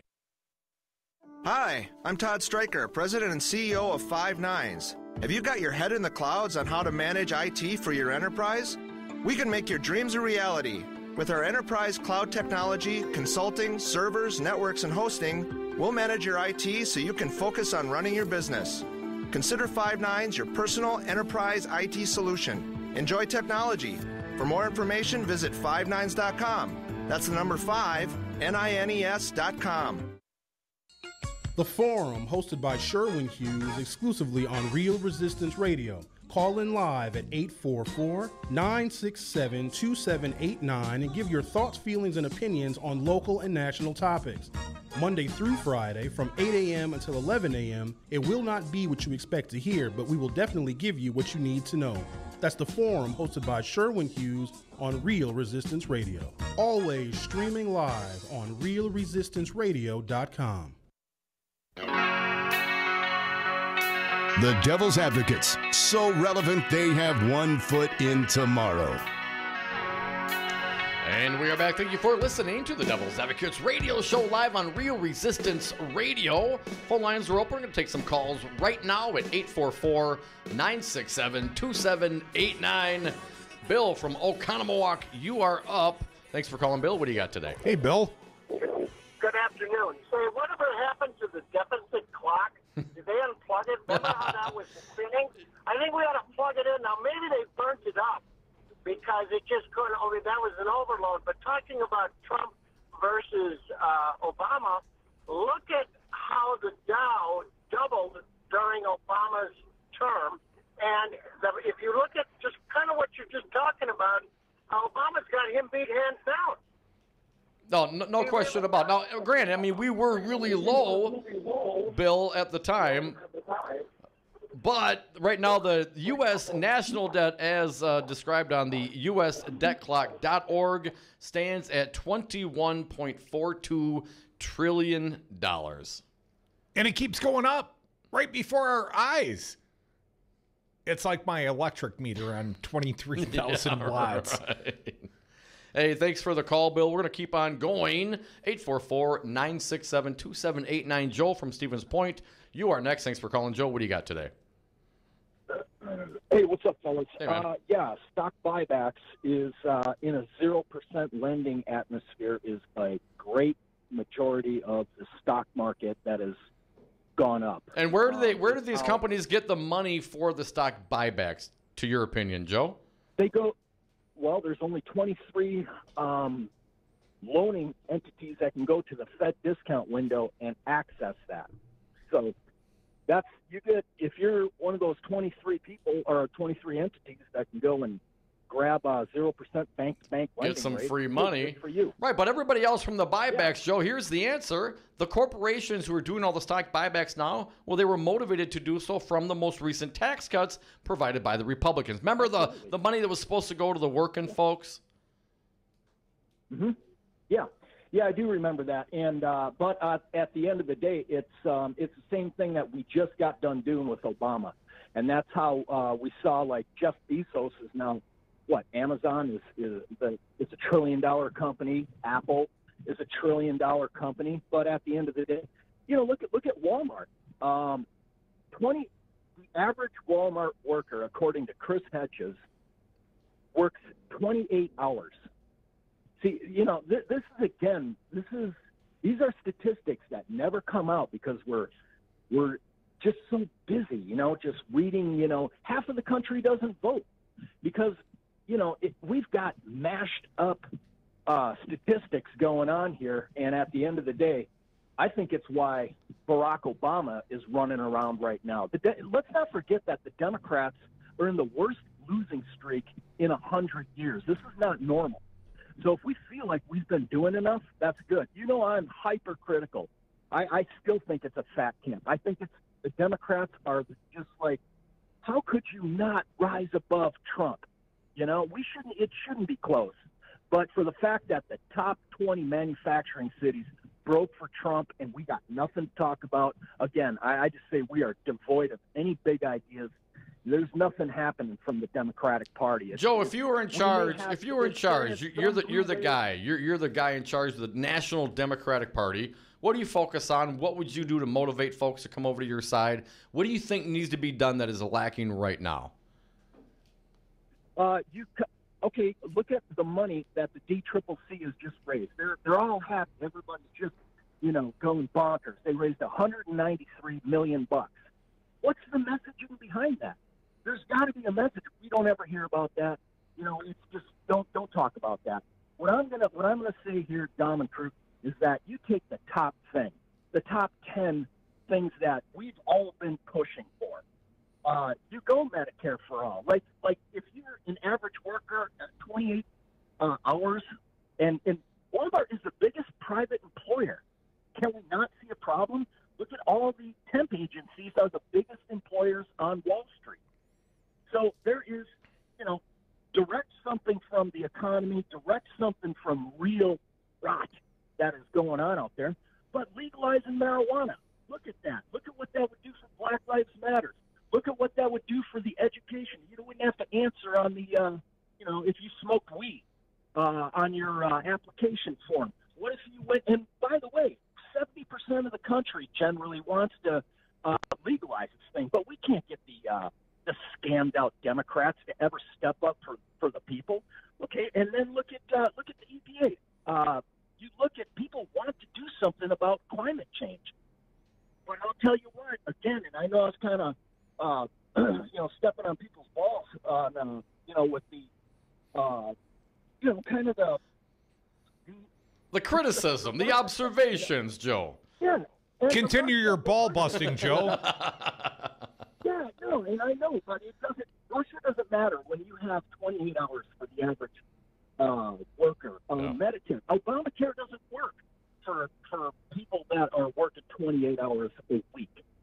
all this systemic run, and it's not being picked up by the Democratic Party. They're lame. They're sold out to Wall Street. They're trying to play the same game that the Republicans are doing, and look at us. We're still making Trump competitive. And again, I leave on this note. The Democratic Party is in the middle of the worst losing streak in 100 years. This is not normal. Rebellions are built on hope. You gotta have hope, Joe. You better pray to God that the will of the electorate is strong, my friend. The will of the electorate is strong with this one. I mean, the electorate better turn out. It's really on the people at this point. And again, how many? I think Joe said it. 50% of the people maybe vote. I mean, it's pathetic. We deserve all of it that we get. And granted, we're busy, and some of the things that we're busy on are put upon us by the system. But we got to scratch. We got to claw. We got to find the motivation, find the words, find the ways to show up and change it. If you, I won't even go there. Final thought for the day. Bears still suck. Take that, Fancy Brian. Take that, Kuchka. Take that, Bears fans for Scott Walker. I want to thank all our fine guests today. They included Congressman Mark Pocan, my guy, and Matt Rothschild. He's Batman. He is the executive director of the Wisconsin Democracy Campaign. Appreciate all of you for listening. Please do it again tomorrow. We'll do some Tuesday morning quarterbacking. And you can always join us on the phones. You know, we like it when you do. In the interim, have a great night. Do it all again for you on the radio tomorrow. Have a great night. The Bears still suck. The Bears still suck. The Bears still suck. The Bears still suck. They really, really, really, really, really, really suck. Yes, the Bears still suck. Hey! RELAX.